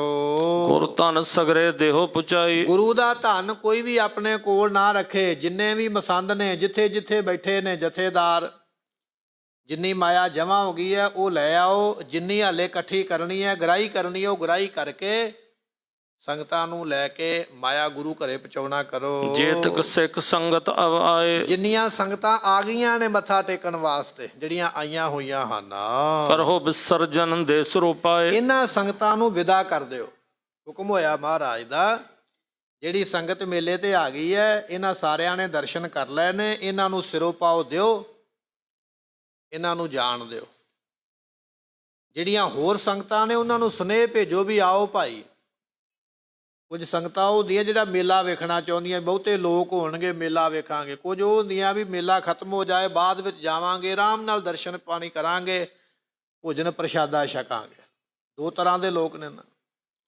ਸਤਿਗੁਰੂ ਕਹਿਣ ਲੱਗੇ ਜਿਹੜੇ ਮੇਲਾ ਵੇਖਣ ਵਾਲੇ ਨੇ, ਇਹਨਾਂ ਨੇ ਮੇਲਾ ਲਿਆ ਵੇਖ, ਇਹਨਾਂ ਨੂੰ ਹੁਣ ਜਾਣ ਦੀ ਆਗਿਆ ਦਿਓ। ਜਿਹੜੇ ਮੇਲੇ ਤੋਂ ਬਿਨਾਂ ਆਉਣਾ ਚਾਹੁੰਦੇ ਨੇ, ਦਰਸ਼ਨ ਕਰਨੇ ਚਾਹੁੰਦੇ ਨੇ, ਉਹਨਾਂ ਨੂੰ ਸੁਨੇਹ ਭੇਜ ਦਿਓ ਵੀ ਆਓ ਭਾਈ, ਆ ਕੇ ਦਰਸ਼ਨ ਕਰਨਾ ਕਰੋ। ਸੁਭਟਨ ਕਉ ਦੀਜੈ ਦਰਮਾਹਾ। ਜਿਹੜੇ ਸਾਡੇ ਸਿਪਾਹੀ ਨੇ, ਫੌਜ ਭਰਤੀ ਹੋਈ ਹੈ ਨਾ, ਇਹਨਾਂ ਸਾਰਿਆਂ ਦੀ ਤਨਖਾਹ ਇਹਨਾਂ ਨੂੰ ਦੇ ਦਿਓ। ਕੋਈ ਇਹ ਨਾ ਕਵੇ ਕਿ ਮਹਾਰਾਜ ਜੱਗ ਕਰਾਉਣ ਲੱਗੇ ਨੇ ਤੇ ਸਾਡੀ ਤਨਖਾਹ ਰੋਕ ਲਈ ਹੈ, ਜਾਂ ਸਾਡੀ ਤਨਖਾਹ ਘੱਟ ਕਰ ਦਿੱਤੀ ਹੈ। ਇਹ ਅੱਜ ਸੋਚ ਹੋ ਜਾਂਦੀ ਹੈ ਰਾਜਿਆਂ ਦੀ ਵੀ ਖਜ਼ਾਨਾ ਖਾਲੀ ਹੈ, ਤਨਖਾਹਾਂ ਨਹੀਂ ਦੇਣੀਆਂ। ਤਨਖਾਹ ਲੈਣ ਵਾਸਤੇ ਰੋਂਦੇ ਰਹੋ। ਜਾਂ ਕੋਈ ਨਵੀਂ ਚੀਜ਼ ਲੈ ਲਈ ਹੈ, ਹੁਣ ਪੈਸਾ ਨਹੀਂ ਮਿਲੇਗਾ। ਨਹੀਂ, ਮਹਾਰਾਜ ਨੇ ਇਸ ਤਰ੍ਹਾਂ ਨਹੀਂ ਕੀਤਾ। ਕਹਿਣ ਲੱਗੇ ਜੱਗ ਕਰਨਾ ਠੀਕ ਹੈ, ਪਰ ਜਿਹੜੇ ਅਸੀਂ ਬੰਦੇ ਤਨਖਾਹ ਤੇ ਰੱਖੇ ਨੇ, ਉਹਨਾਂ ਦੀਆਂ ਤਨਖਾਹਾਂ ਉਹਨਾਂ ਨੂੰ ਦੇ ਦਿਓ। ਅਗਲੇ ਮਹੀਨੇ ਦੀਆਂ ਵੀ ਪਹਿਲਾਂ ਹੀ ਦੇ ਦਿਓ। ਉਹਨਾਂ ਦੀ ਚਿੰਤਾ ਨਾ ਰਵੇ, ਉਹਨਾਂ ਨੂੰ ਫਿਕਰ ਨਾ ਰਵੇ ਵੀ ਮਹਾਰਾਜ ਪੈਸਾ ਖਰਚਣ ਲੱਗੇ, ਸਾਡੇ ਬਾਰੇ ਸੋਚਿਆ ਨਹੀਂ। ਸਾਰਿਆਂ ਦੀਆਂ ਤਨਖਾਹਦਾਰਾਂ ਦੀਆਂ ਤਨਖਾਹਾਂ ਦੇਣਾ ਕਰੋ। ਰੁਖਸਦ ਕਰੋ ਜਾਹੇ ਘਰ ਵਾਹਾ। ਪਰ ਫੌਜ ਨੂੰ ਇਹ ਗੱਲ ਕਹਿ ਦਿਓ ਵੀ ਘਰੇ ਨਹੀਂ ਕਿਸੇ ਨੇ ਜਾਣਾ। ਪਹਿਲਾਂ ਕੀ ਹੁੰਦਾ ਸੀ ਵੀ ਜਦੋਂ ਫੌਜ ਰੱਖ ਲਈ ਜਾਂਦੀ ਸੀ ਨਾ, ਜਿੰਨਾ ਚਿਰ ਫੌਜ ਨੇ ਕੰਮ ਦੇਣਾ ਉਹਨਾਂ ਚਿਰ ਤਨਖਾਹ ਦੇਣੀ। ਜਦੋਂ ਵੇਖਣਾ ਵੀ ਹੁਣ ਅਮਨ ਸ਼ਾਂਤੀ ਹੋ ਗਈ ਹੈ, ਜਿਹੜੇ ਕੱਚੇ ਸਿਪਾਹੀ ਹੁੰਦੇ ਸਨ ਉਹਨਾਂ ਨੂੰ ਘਰੇ ਭੇਜ ਦੇਣਾ ਵੀ ਜਾਓ ਹੁਣ ਤੁਸੀਂ ਆਪਣਾ ਕੰਮਕਾਰ ਕਰੋ, ਜਦੋਂ ਲੋੜ ਪਵੇਗੀ ਤੁਹਾਨੂੰ ਮੰਗਾ ਲਵਾਂਗੇ। ਪਰ ਮਹਾਰਾਜ ਇਸ ਤਰ੍ਹਾਂ ਨਹੀਂ ਕਰਦੇ। ਜਿਹੜੇ ਕੋਲ ਆਏ ਨੇ ਉਹਨਾਂ ਦੀਆਂ ਤਨਖਾਹਾਂ ਬਰਾਬਰ ਦਿੱਤੀਆਂ ਜਾ ਰਹੀਆਂ, ਤੇ ਨਾਲ ਹੀ ਇਹ ਗੱਲ ਆਖੀ ਵੀ ਤੁਸੀਂ ਨਹੀਂ ਕਿਤੇ ਜਾਣਾ। ਭਾਵੇਂ ਜੰਗ ਇਸ ਵੇਲੇ ਹੋ ਰਿਹਾ, ਭਾਵੇਂ ਨਹੀਂ ਹੋ ਰਿਹਾ, ਪਰ ਤੁਸੀਂ ਸਾਡੇ ਕੋਲ ਰਹਿਣਾ ਹੈ। ਕੇਤਕ ਸਮੈ ਬਸੈ ਪੁਨ ਆਵੇ। ਅਤੇ ਕਈਆਂ ਨੇ ਆਖਿਆ ਵੀ ਮਹਾਰਾਜ ਜੇ ਤੁਸੀਂ ਜੱਗ ਕਰਨਾ, ਕੋਈ 2-4 ਮਹੀਨੇ ਦਾ ਸਮਾਂ ਹੈ ਤੇ ਸਾਨੂੰ ਛੁੱਟੀ ਦੇ ਦਿਓ, ਅਸੀਂ ਪਿੰਡ ਜਾ ਆਈਏ, ਬੱਚਿਆਂ ਨੂੰ ਪਰਿਵਾਰ ਨੂੰ ਮਿਲ ਆਈਏ, ਫਿਰ ਆ ਜਾਵਾਂਗੇ। ਕਈ ਐਸੀਆਂ ਬੇਨਤੀਆਂ ਕਰਦੇ ਹਨ। ਨਿਜ ਕੁਟੰਬ ਮੈਂ ਬੈਸ ਬਿਤਾਵੇ। ਸਤਿਗੁਰੂ ਪਾਤਸ਼ਾਹ ਅਸੀਂ ਆਪਣੇ ਪਰਿਵਾਰ ਨੂੰ ਮਿਲ ਆਈਏ, ਮਾਤਾ ਪਿਤਾ ਨੂੰ ਮਿਲ ਆਈਏ, ਭੈਣਾਂ ਭਰਾਵਾਂ ਨੂੰ ਮਿਲ ਆਈਏ, ਫਿਰ ਆ ਜਾਵਾਂਗੇ। ਜਦੋਂ ਤਨਖਾਹਾਂ ਮਿਲ ਗਈਆਂ ਨਾ ਅਗਲੇ ਮਹੀਨੇ ਦੀਆਂ ਵੀ, ਉਹਨਾਂ ਨੇ ਫਿਰ ਛੁੱਟੀ ਮੰਗ ਲਈ। ਮਹਾਰਾਜ ਛੁੱਟੀ ਦੇ ਦਿਓ, ਪੈਸਾ ਵੀ ਘਰੇ ਛੱਡ ਆਈਏ, ਰੱਖ ਆਈਏ, ਜਿਹੜੇ ਕੰਮਕਾਰ ਕੋਈ ਰਹਿੰਦੇ ਨੇ ਘਰ ਦੇ ਕਰ ਆਈਏ, ਫਿਰ ਆ ਜਾਵਾਂਗੇ। ਕੁਝ ਛੁੱਟੀ ਲੈ ਕੇ ਚੱਲੇ ਹਨ। ਸਚਿਵ ਮਸੰਦ ਖਵਾਸ ਦੀਵਾਨ। ਮਹਾਰਾਜ ਦੇ ਸਚਿਵ ਜਿਹੜੇ ਵਜ਼ੀਰ ਨੇ, ਮਸੰਦ ਨੇ, ਖਵਾਸ ਕਹੀਏ ਮਹਾਰਾਜ ਦੇ ਨਫਰ, ਲਿਖਣ ਵਾਲੇ, ਲਿਖਤ ਪੜਤ ਕਰਨ ਵਾਲੇ, ਜਿਹਨੂੰ ਮੁਨਸ਼ੀ ਕਿਹਾ ਜਾਂਦਾ, ਜਿਹੜੇ ਦੀਵਾਨ ਨੇ ਮਹਾਰਾਜ ਦੇ, ਇਹ ਜਿੰਨੇ ਵੀ ਵਿਅਕਤੀ ਹਨ, ਸੁਨ ਗੁਰ ਕਾਜ ਭਏ ਸਾਵਧਾਨ। ਸਾਰੇ ਸੁਣ ਕੇ ਸਾਵਧਾਨ ਹੋ ਗਏ। ਮਹਾਰਾਜ ਨੇ ਸਭ ਨੂੰ ਆਖਿਆ ਸਾਵਧਾਨ ਹੋ ਜਾਓ, ਕੰਮ ਤੇ ਲੱਗ ਜਾਓ ਸਾਰੇ ਜਾਣੇ। ਭਾਵੇਂ ਕੋਈ ਮੁਨਸ਼ੀ ਲਿਖਣ ਵਾਲਾ ਹੈ, ਭਾਵੇਂ ਕੋਈ ਵਜ਼ੀਰ ਹੈ, ਭਾਵੇਂ ਕੋਈ ਮਸੰਦ ਹੈ, ਤੇ ਭਾਵੇਂ ਕੋਈ ਦੀਵਾਨ ਹੈ, ਸਾਰਿਆਂ ਨੂੰ ਮਹਾਰਾਜ ਨੇ ਕੰਮ ਤੇ ਲਾ ਦਿੱਤਾ ਹੈ। ਜਿਥਾ ਜੋਗ ਮਿਲ ਸਭ ਹਨ ਕੀਨਾ। ਤੇ ਸਾਰਿਆਂ ਨੇ ਆਪੋ ਆਪਣਾ ਕੰਮ ਪੂਰੀ ਇਮਾਨਦਾਰੀ ਨਾਲ, ਤਨਦੇਹੀ ਨਾਲ ਕੀਤਾ ਹੈ। ਦੇਨ ਲੈਣ ਜਿਸ ਬਿਦ ਕੋ ਚੀਨਾ। ਮਹਾਰਾਜ ਨੇ ਜਿਵੇਂ ਜਿਵੇਂ ਤਨਖਾਹ ਦੇਣ ਵਾਸਤੇ ਆਖਿਆ, ਉਸੇ ਤਰ੍ਹਾਂ ਸਿਪਾਹੀਆਂ ਨੂੰ ਤਨਖਾਹਾਂ, ਸੇਵਾਦਾਰਾਂ ਨੂੰ ਤਨਖਾਹਾਂ ਵੰਡੀਆਂ ਗਈਆਂ। ਜਿੱਥੇ ਜਿੱਥੇ ਜੋ ਲੈਣ ਦੇਣ ਕਰਨਾ ਸਭ ਕੀਤਾ ਗਿਆ ਹੈ। ਰੁਖਸਦ ਕਰੇ ਦਏ ਸਿਰੋਂ ਪਾਓ। ਕਹਿਣ ਲੱਗੇ ਵੀ ਮਹਾਰਾਜ ਸਾਹਿਬ ਦੀਆਂ ਨੇ ਕੁਝ ਸਿੱਖਾਂ ਨੂੰ ਜ਼ਿੰਮੇਵਾਰੀਆਂ ਦੇ ਕੇ ਤੋਰਿਆ, ਚਿੱਠੀਆਂ ਦੇ ਕੇ ਵੀ ਜਾਓ ਭਾਈ, ਇਹਨਾਂ ਇਲਾਕਿਆਂ ਵਿੱਚ ਚਿੱਠੀਆਂ ਦੇ ਕੇ ਆਉਣਾ ਕਰੋ। ਲੇਕਰ ਗਮਨੇ ਸਿੱਖ ਸਮੁਦਾਉ। ਤੇ ਸਿੱਖ ਲੈ ਕੇ ਚੱਲ ਪਏ ਚਿੱਠੀਆਂ ਮਹਾਰਾਜ ਦੇ ਕੋਲੋਂ ਕਿ ਸਤਿਗੁਰਾਂ ਦੀ ਆਗਿਆ ਬਚਨ ਮੰਨਣਾ ਹੈ। ਜੇ ਤੱਕ ਚਾਹੀਏ ਕਾਰਜ ਹੇਤ।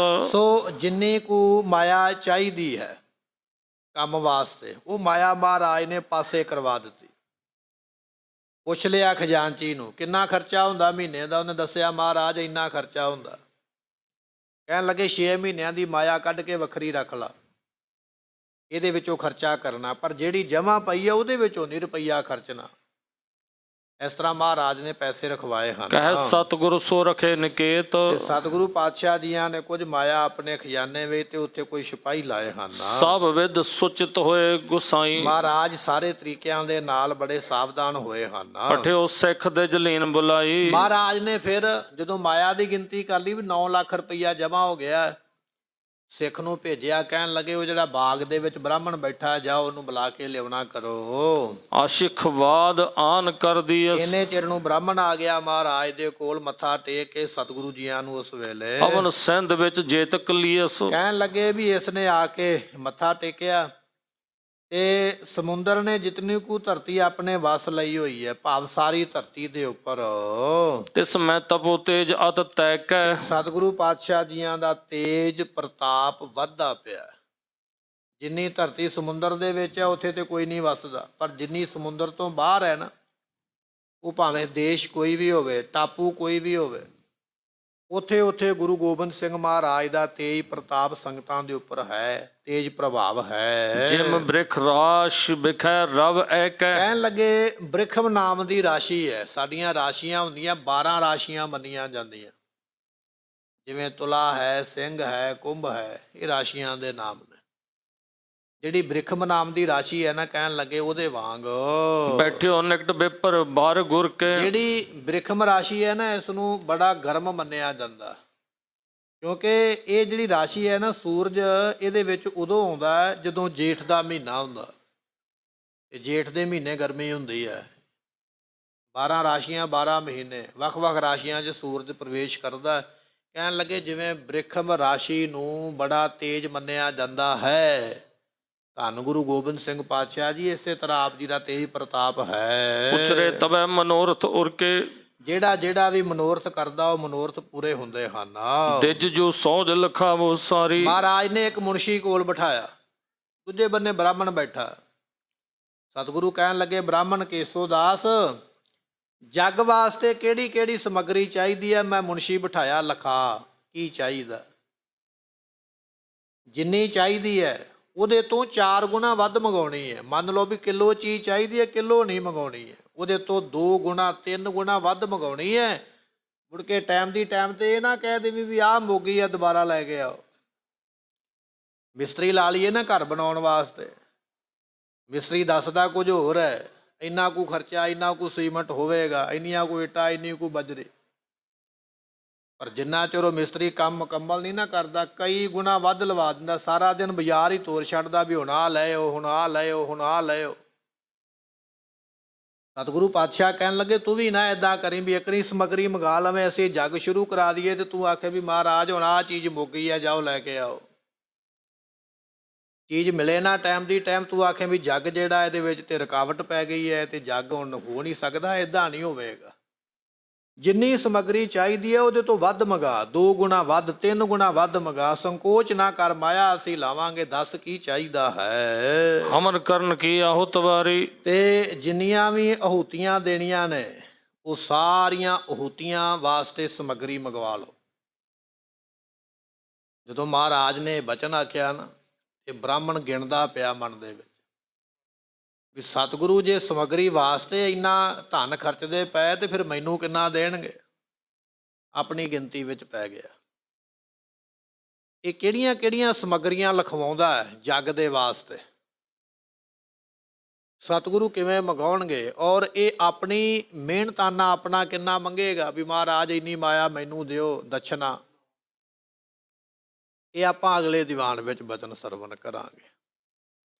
ਅੱਜ ਸ਼੍ਰੋਮਣੀ ਭਗਤ ਰਵਿਦਾਸ ਜੀਆਂ ਦਾ ਜੋ ਪ੍ਰਕਾਸ਼ ਦਿਹਾੜਾ ਹੈ ਉਹ ਸਾਨੂੰ ਪ੍ਰਾਪਤ ਹੋ ਰਿਹਾ। ਭਗਤ ਰਵਿਦਾਸ ਜੀ ਗੁਰੂ ਗ੍ਰੰਥ ਸਾਹਿਬ ਮਹਾਰਾਜ ਦੀ ਬਾਣੀ ਵਿੱਚ 15 ਭਗਤਾਂ ਦੀ ਬਾਣੀ ਦਰਜ ਹੈ ਤੇ 15 ਭਗਤਾਂ ਵਿੱਚੋਂ ਇੱਕ ਭਗਤ ਰਵਿਦਾਸ ਜੀ ਐਸੇ ਭਗਤ ਨੇ ਜਿਨ੍ਹਾਂ ਦੀ ਬਾਣੀ ਗੁਰੂ ਗ੍ਰੰਥ ਸਾਹਿਬ ਦੇ ਵਿੱਚ ਦਰਜ ਹੈ।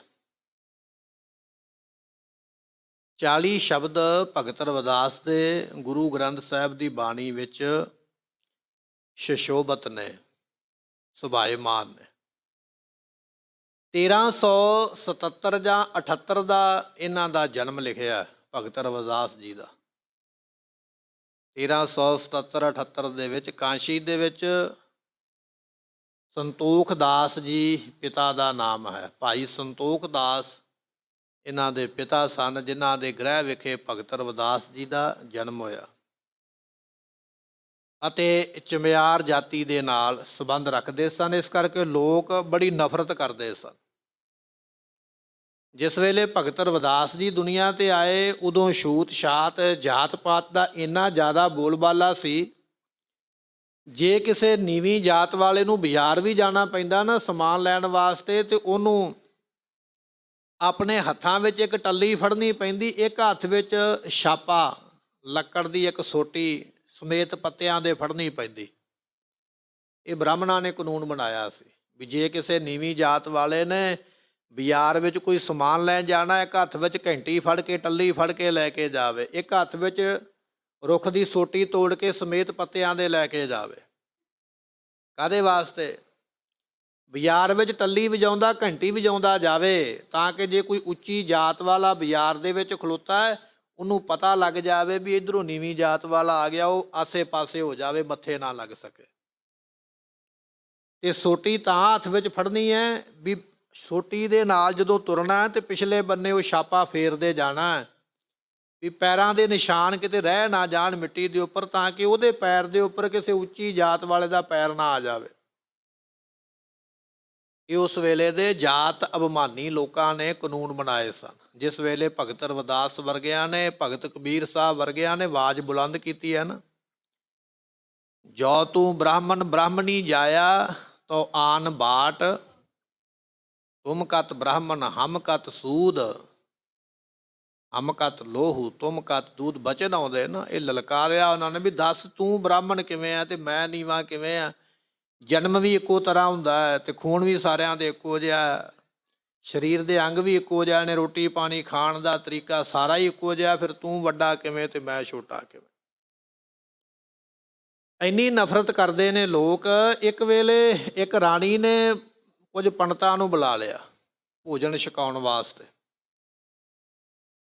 ਉਸ ਰਾਣੀ ਨੇ ਭਗਤ ਰਵਿਦਾਸ ਦੀ ਵੀ ਮਹਿਮਾ ਸੁਣੀ ਹੋਈ ਹੈ ਵੀ ਬੜਾ ਵੱਡਾ ਭਗਤ ਹੈ। ਭਗਤ ਰਵਿਦਾਸ ਜੀਆਂ ਨੂੰ ਵੀ ਸੁਨੇਹਾ ਭੇਜ ਦਿੱਤਾ ਵੀ ਤੁਸੀਂ ਵੀ ਆ ਜਾਓ। ਤੇ ਕਹਿਣ ਲੱਗੇ, ਭਗਤ ਰਵਿਦਾਸ ਜੀ ਜਦੋਂ ਜਾਣ ਵਾਸਤੇ ਮੰਨ ਗਏ ਤੇ ਬ੍ਰਾਹਮਣਾਂ ਨੇ ਸੁਨੇਹਾ ਭੇਜਿਆ ਵੀ ਅਸੀਂ ਨਹੀਂ ਰੋਟੀ ਖਾਣ ਆਉਣਾ, ਅਸੀਂ ਬ੍ਰਾਹਮਣ ਉੱਚੀ ਜਾਤ ਕੁੱਲ ਦੇ, ਇਹ ਨੀਵੀਂ ਜਾਤ ਵਾਲਾ, ਸਾਡੀ ਇਹਦੇ ਨਾਲ ਬੰਨੀ ਨਹੀਂ ਹੈ, ਅਸੀਂ ਇਹਦੇ ਮੱਥੇ ਨਹੀਂ ਲੱਗਣਾ। ਜਦੋਂ ਇਹ ਗੱਲ ਦਾ ਭਗਤ ਰਵਿਦਾਸ ਜੀ ਨੂੰ ਪਤਾ ਲੱਗਾ, ਉਹਨਾਂ ਨੇ ਰਾਣੀ ਨੂੰ ਸੁਨੇਹਾ ਭੇਜਿਆ, ਕਹਿਣ ਲੱਗੇ ਰਾਣੀ ਕੋਈ ਗੱਲ ਨਹੀਂ, ਤੂੰ ਪਹਿਲਾਂ ਇਹਨਾਂ ਨੂੰ ਰੋਟੀ ਖਵਾ ਲਾ, ਮੈਂ ਬਾਅਦ ਵਿੱਚ ਛਕ ਲਵਾਂਗਾ। ਹੁਣ ਰਾਣੀ ਤੇ ਮਹਿਮਾ ਜਾਣਦੀ ਹੈ, ਮੰਨ ਲਿਆ ਬਚਨ। ਬ੍ਰਾਹਮਣਾਂ ਨੂੰ ਘਰੇ ਸੱਦਿਆ, ਭੋਜਨ ਬਣਾਇਆ, ਸਾਰੇ ਬੈਠ ਗਏ ਪੰਗਤਾਂ ਵਿੱਚ, ਥਾਲ ਪਰੋਸ ਦਿੱਤੇ ਤੇ ਭਗਤ ਰਵਿਦਾਸ ਜੀ ਪਾਸੇ ਜਾ ਕੇ ਸਮਾਧੀ ਵਿੱਚ ਬੈਠ ਗਏ। ਜਦੋਂ ਉਹ ਪੰਡਤ ਭੋਜਨ ਛਕਣ ਲੱਗੇ, ਮੰਤਰ ਵਗੈਰਾ ਪੜ੍ਹ ਕੇ ਜਦੋਂ ਉਹਨਾਂ ਨੇ ਬੁਰਕੀ ਮੂੰਹ ਵਿੱਚ ਪਾਈ ਤੇ ਕੀ ਵੇਖਦੇ ਨੇ, ਹਰੇਕ ਦੀ ਥਾਲੀ ਵਿੱਚੋਂ ਭਗਤ ਰਵਿਦਾਸ ਜੀ ਬੁਰਕੀ ਲਾ ਕੇ ਰੋਟੀ ਖਾਂਦੇ ਪਏ। ਇੱਕ ਨੇ ਰੌਲਾ ਪਾਇਆ, ਕਹਿਣ ਲੱਗੇ ਮੇਰੀ ਤੇ ਰੋਟੀ ਸਬਜ਼ੀ ਜੂਠੀ ਹੋ ਗਈ ਹੈ, ਭ੍ਰਿਸ਼ਟ ਹੋ ਗਈ ਹੈ, ਪਿੱਟੀ ਗਈ ਹੈ, ਮੇਰੇ ਨਾਲ ਆ ਵੇਖੋ ਇੱਕ ਸ਼ੂਦਰ ਜਾਤੀ ਦਾ ਬੰਦਾ ਰੋਟੀ ਖਾਂਦਾ ਪਿਆ। ਇੱਕ ਨੇ ਰੌਲਾ ਪਾਇਆ, ਦੂਜੇ ਨੇ ਵੀ ਕਿਹਾ, ਕਹਿਣ ਲੱਗਾ ਮੇਰੇ ਨਾਲ ਵੀ, ਤੀਜਾ ਕਹਿੰਦਾ ਮੇਰੇ ਨਾਲ ਵੀ, ਸਾਰੇ ਹੀ ਕਹਿਣ ਲੱਗ ਪਿਆ ਵੀ ਸਾਡੇ ਨਾਲ ਹੀ ਹੈ।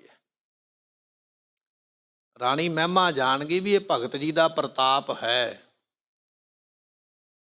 ਉਸ ਵੇਲੇ ਰਾਣੀ ਨੇ ਜਿੱਥੇ ਮਾਫੀ ਮੰਗੀ, ਉਸ ਵੇਲੇ ਉਹਨਾਂ ਪੰਡਤਾਂ ਕੋਲੋਂ ਵੀ ਮਾਫੀ ਮੰਗਾਈ ਵੀ ਇਹ ਤੇ ਰੱਬ ਦਾ ਰੂਪ ਹੈ, ਮਾਫੀ ਮੰਗੋ, ਚਰਨੀ ਪੈ ਜਾਓ। ਤੇ ਫਿਰ ਉਹਨਾਂ ਬ੍ਰਾਹਮਣਾਂ ਨੇ ਜਦੋਂ ਚਰਨ ਫੜੇ ਨਾ, ਮੱਥਾ ਟੇਕਿਆ, ਮਾਫੀ ਮੰਗੀ ਤੇ ਭਗਤ ਰਵਿਦਾਸ ਜੀ ਕਹਿਣ ਲੱਗੇ, ਗਰੀਬ ਨਵਾਜ ਗੁਸਈਆਂ ਮੇਰਾ ਮੱਥ ਹੈ, ਮੈਂ ਭਾਵੇਂ ਗਰੀਬ ਹਾਂ ਪਰ ਉਹ ਪ੍ਰਮਾਤਮਾ ਹੈ ਗਰੀਬਾਂ ਨੂੰ ਨਵਾਜਣ ਵਾਲਾ। ਅੱਜ ਮੇਰੇ ਸਿਰ ਤੇ ਉਹਨੇ ਸੋਭਾ ਦਾ ਛਤਰ ਰੱਖਿਆ। ਗਰੀਬ ਨਵਾਜ ਗੁਸਈਆਂ ਮੇਰਾ ਮੱਥ ਹੈ, ਛਤਰ ਧਰੈ, ਉਹਨੇ ਮੇਰੇ ਸਿਰ ਤੇ ਸੋਭਾ ਦਾ ਛਤਰ ਰੱਖਿਆ, ਮੇਰੀ ਵਡਿਆਈ ਕਰਵਾਈ ਹੈ। ਐਸੇ ਮਹਿਮਾ ਦੇ ਬਚਨ ਨੇ ਭਗਤ ਰਵਿਦਾਸ ਜੀਆਂ ਦੇ, ਐਸੇ ਬੇਅੰਤ ਸ਼ਬਦ ਸਾਚੀ ਪ੍ਰੀਤ ਹਮ ਤੁਮ ਸਿਓ। ਗੁਰੂ ਅਰਜਨ ਦੇਵ ਪਾਤਸ਼ਾਹ ਨੇ ਲਿਖਿਆ, ਰਵਿਦਾਸ ਢਵੰਤਾ ਢੋਰ ਨੀਤ ਤਿੰਨ ਤਿਆਗੀ ਮਾਇਆ, ਮਰੇ ਹੋਏ ਪਸ਼ੂ ਚੁੱਕਣਾ ਇਹਨਾਂ ਦਾ ਖਾਨਦਾਨੀ ਕੰਮ ਹੈ ਦਾਦਿਆਂ ਪੜਦਾਦਿਆਂ ਤੋਂ। ਚਮੜਾ ਉਤਾਰਨਾ, ਜੁੱਤੀਆਂ ਬਣਾਉਣੀਆਂ, ਪਰ ਮਾਇਆ ਦਾ ਲਾਲਚ ਦਾ ਤਿਆਗ ਕੀਤਾ ਹੋਇਆ। ਇੱਕ ਵੇਲੇ ਕਹਿਣ ਲੱਗੇ ਭਗਵਾਨ ਜੀ ਆ ਗਏ ਸ਼ਾਹੂਕਾਰ ਬਣ ਕੇ, ਵੱਡੇ ਸੇਠ ਬਣ ਕੇ, ਵੀ ਇਹ ਭਗਤ ਵਿਚਾਰਾ ਗਰੀਬ ਹੈ, ਸਿੱਧੀ ਮਾਇਆ ਦੇਵਾਂਗੇ ਤੇ ਲੈਣੀ ਨਹੀਂ, ਕੋਈ ਬਹਾਨਾ ਬਣਾ ਦਈਏ ਆਪਣੇ ਆਪ ਹੀ ਮਾਇਆ ਲੈ ਲੈਣਗੇ ਤੇ ਅਮੀਰ ਹੋ ਜਾਣਗੇ। ਸ਼ਾਹੂਕਾਰ ਬਣ ਕੇ ਆਏ, ਇੱਕ ਪਾਰਸ ਦੇ ਗਏ, ਕਹਿਣ ਲੱਗੇ ਵੀ ਮੈਂ ਤੇ ਭਾਈ ਯਾਤਰਾ ਤੇ ਚੱਲਿਆ ਆ, ਇਹ ਪਾਰਸ ਬੜਾ ਕੀਮਤੀ ਹੈ, ਰਾਹ ਵਿੱਚ ਕਿਤੇ ਡਿੱਗ ਨਾ ਜਾਵੇ, ਤੂੰ ਇਹਨੂੰ ਸਾਂਭ ਲਾ, ਮੈਂ ਵਾਪਸ ਮੁੜਾਂਗਾ ਤੇ ਲੈ ਜਾਵਾਂਗਾ। ਜੁੱਤੀ ਗੰਢਦੇ ਪਏ ਭਗਤ ਰਵਿਦਾਸ ਜੀ, ਕਹਿਣ ਲੱਗੇ ਵੀ ਸ਼ਾਹੂਕਾਰਾ ਸੇਠ ਇੱਦਾਂ ਕਰ ਵੀ ਮੇਰੀ ਛਪਰੀ ਦੇ ਵਿੱਚ ਅੰਦਰ ਕੱਖਾਂ ਦੀ ਕੁੱਲੀ ਦੇ ਵਿੱਚ ਜਿੱਥੇ ਮਰਜ਼ੀ ਰੱਖ ਦੇ, ਜਾਂਦਾ ਹੋਇਆ ਵਾਪਸ ਲੈ ਜਾਏ।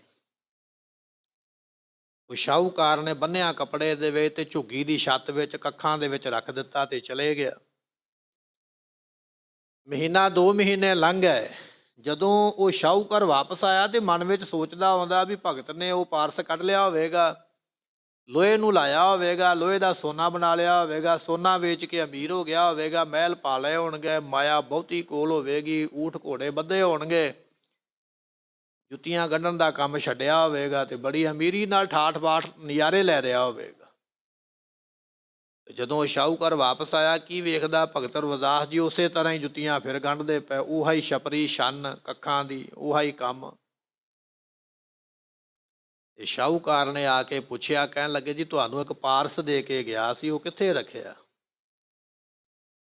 ਤੇ ਜੁੱਤੀਆਂ ਗੰਢਦਿਆਂ ਨੇ ਇਸ਼ਾਰਾ ਕੀਤਾ, ਕਹਿਣ ਲੱਗੇ ਵੀ ਸ਼ਾਹੂਕਾਰ ਆ ਮੇਰੀ ਛਪਰੀ ਹੈ, ਤੇ ਤੂੰ ਆਪ ਹੀ ਰੱਖਿਆ ਸੀ, ਜਿੱਥੇ ਰੱਖਿਆ ਹੀ ਉੱਥੇ ਪਿਆ ਹੋਣਾ, ਜਾ ਕੇ ਵੇਖ ਮਿਲ ਜਾਏਗਾ। ਜਦੋਂ ਸ਼ਾਹੂਕਾਰ ਨੇ ਜਾ ਕੇ ਅੰਦਰ ਵੇਖਿਆ, ਜਿੱਥੇ ਉਹ ਆਪ ਰੱਖ ਕੇ ਗਿਆ ਸੀ ਨਾ ਉੱਥੇ ਹੀ ਪਿਆ ਹੋਇਆ, ਉਹਨੂੰ ਖੋਲ ਕੇ ਵੇਖਿਆ ਤੱਕ ਨਹੀਂ, ਵਰਤਣਾ ਤੇ ਦੂਰ ਦੀ ਗੱਲ ਹੈ। ਮਹਾਰਾਜ ਕਹਿਣ ਲੱਗੇ ਰਵਿਦਾਸ ਢਵੰਤਾ ਢੋਰ ਨੀਤ ਤਿੰਨ ਤਿਆਗੀ, ਉਹਨੂੰ ਨਹੀਂ ਪਤਾ ਪਾਰਸ ਕੀ ਹੁੰਦਾ, ਸੋਨਾ ਕੀ ਹੁੰਦਾ, ਇਹਦਾ ਕੀ ਕਰਨਾ, ਇਹਨਾਂ ਸਾਰੀਆਂ ਚੀਜ਼ਾਂ ਦਾ ਉਹ ਤਿਆਗ ਕਰ ਚੁੱਕਿਆ। ਪ੍ਰਗਟ ਹੋਆ ਸਾਧ ਸੰਗ ਹਰ ਦਰਸ਼ਨ ਪਾਇਆ, ਸਾਧ ਸੰਗਤ ਦੁਆਰਾ ਐਸਾ ਉਹ ਪ੍ਰਗਟ ਹੋਇਆ, ਪਰਮਾਤਮਾ ਦੇ ਦਿਦਾਰਿਆਂ ਵਾਲਾ ਬਣ ਗਿਆ। ਸਗਲ ਭਵਨ ਕੇ ਨਾਇਕਾ ਇੱਕ ਛਿਣ ਦਰਸ ਦਿਖਾਏ ਜੀ, ਬਚਨ ਐਸੇ ਉਹਨਾਂ ਨੇ ਲਿਖੇ। ਇਸ ਤਰ੍ਹਾਂ 150 ਸਾਲ ਦੀ ਉਮਰ ਆ, 152 ਸਾਲ ਦੀ ਉਮਰ ਹੈ ਭਗਤ ਰਵਿਦਾਸ ਜੀਆਂ ਦੀ, ਬੜੀ ਲੰਬੀ ਉਮਰਾਂ ਦੇ ਮਾਲਕ ਸਨ। ਚਤੌੜ ਨਾਮ ਦਾ ਕਿਲ੍ਹਾ ਹੈ ਰਾਜਸਥਾਨ ਦੇ ਅੰਦਰ, ਕੁਝ ਇਤਿਹਾਸਕਾਰਾਂ ਨੇ ਲਿਖਿਆ ਵੀ ਉੱਥੇ ਆ ਕੇ ਉਹਨਾਂ ਨੇ ਆਪਣਾ ਸਰੀਰ ਤਿਆਗਿਆ। ਰਾਣੀ ਸੀ ਮੀਰਾਬਾਈ, ਉਹਨਾਂ ਦੀ ਚੇਲੀ ਬਣ ਗਈ, ਭਗਤਣੀ ਬਣ ਗਈ। ਉਹ ਰਾਣੀ ਜਦੋਂ ਇੱਧਰ ਕਿਲ੍ਹੇ ਦੇ ਵਿੱਚ ਆਈ, ਉਹ ਭਗਤ ਜੀਆਂ ਨੂੰ ਬੇਨਤੀ ਕਰਕੇ ਨਾਲ ਹੀ ਲੈ ਆਈ ਵੀ ਆਓ ਤੁਸੀਂ ਮੇਰੇ ਨਾਲ ਹੀ ਮੇਰੇ ਇਲਾਕੇ ਵਿੱਚ ਚੱਲੋ, ਉੱਥੇ ਸਤਸੰਗਤ ਮੈਂ ਤੁਹਾਡੇ ਦਰਸ਼ਨ ਕਰਿਆ ਕਰਾਂਗੇ। ਤੇ ਭਗਤ ਰਵਿਦਾਸ ਜੀ ਇੱਥੇ ਰਹਿ ਕੇ ਆਪਣੀ ਜ਼ਿੰਦਗੀ ਦਾ ਸਮਾਂ ਬਤੀਤ ਕੀਤਾ, ਇੱਥੇ ਹੀ ਆਪਣੇ 5 ਭੌਤਿਕ ਸਰੀਰ ਨੂੰ ਤਿਆਗਿਆ। ਸੰਤੋਖ ਦਾਸ ਪਿਤਾ ਦੇ ਘਰ ਵਿੱਚ ਪੈਦਾ ਹੋ ਕੇ ਭਗਤ ਰਵਿਦਾਸ ਜੀ ਕਾਸ਼ੀ ਦੇ ਵਿੱਚ ਜਨਮੇ। 150 ਸਾਲ ਦੀ ਉਮਰਾਂ ਨੂੰ ਮਾਣਿਆ। 40 ਸ਼ਬਦ ਗੁਰੂ ਗ੍ਰੰਥ ਸਾਹਿਬ ਦੇ ਵਿੱਚ 16 ਰਾਗਾਂ ਵਿੱਚ ਉਹਨਾਂ ਨੇ ਦਰਜ ਕਰਵਾਏ। ਐਸੇ ਭਗਤ ਦਾ ਅੱਜ ਜਨਮ ਦਿਹਾੜਾ, ਪ੍ਰਕਾਸ਼ ਦਿਹਾੜਾ ਹੈ। ਆਪ ਸੰਗਤਾਂ ਨੂੰ ਲੱਖ ਲੱਖ ਵਧਾਈ ਹੋਵੇ। ਸਮੇਂ ਦੀ ਸਮਾਪਤੀ, ਭੁੱਲਾਂ ਦੀ ਮੁਆਫੀ ਦਿਓ ਸੱਜਣਾ ਸੀਸੜੀਆਂ, ਜੋ ਵੈ ਸਾਹਿਬ ਸਿਓ ਮੇਲ। ਵਾਹਿਗੁਰੂ ਜੀ ਕਾ ਖਾਲਸਾ, ਵਾਹਿਗੁਰੂ ਜੀ ਕੀ ਫਤਿਹ। ਸਤਨਾਮ।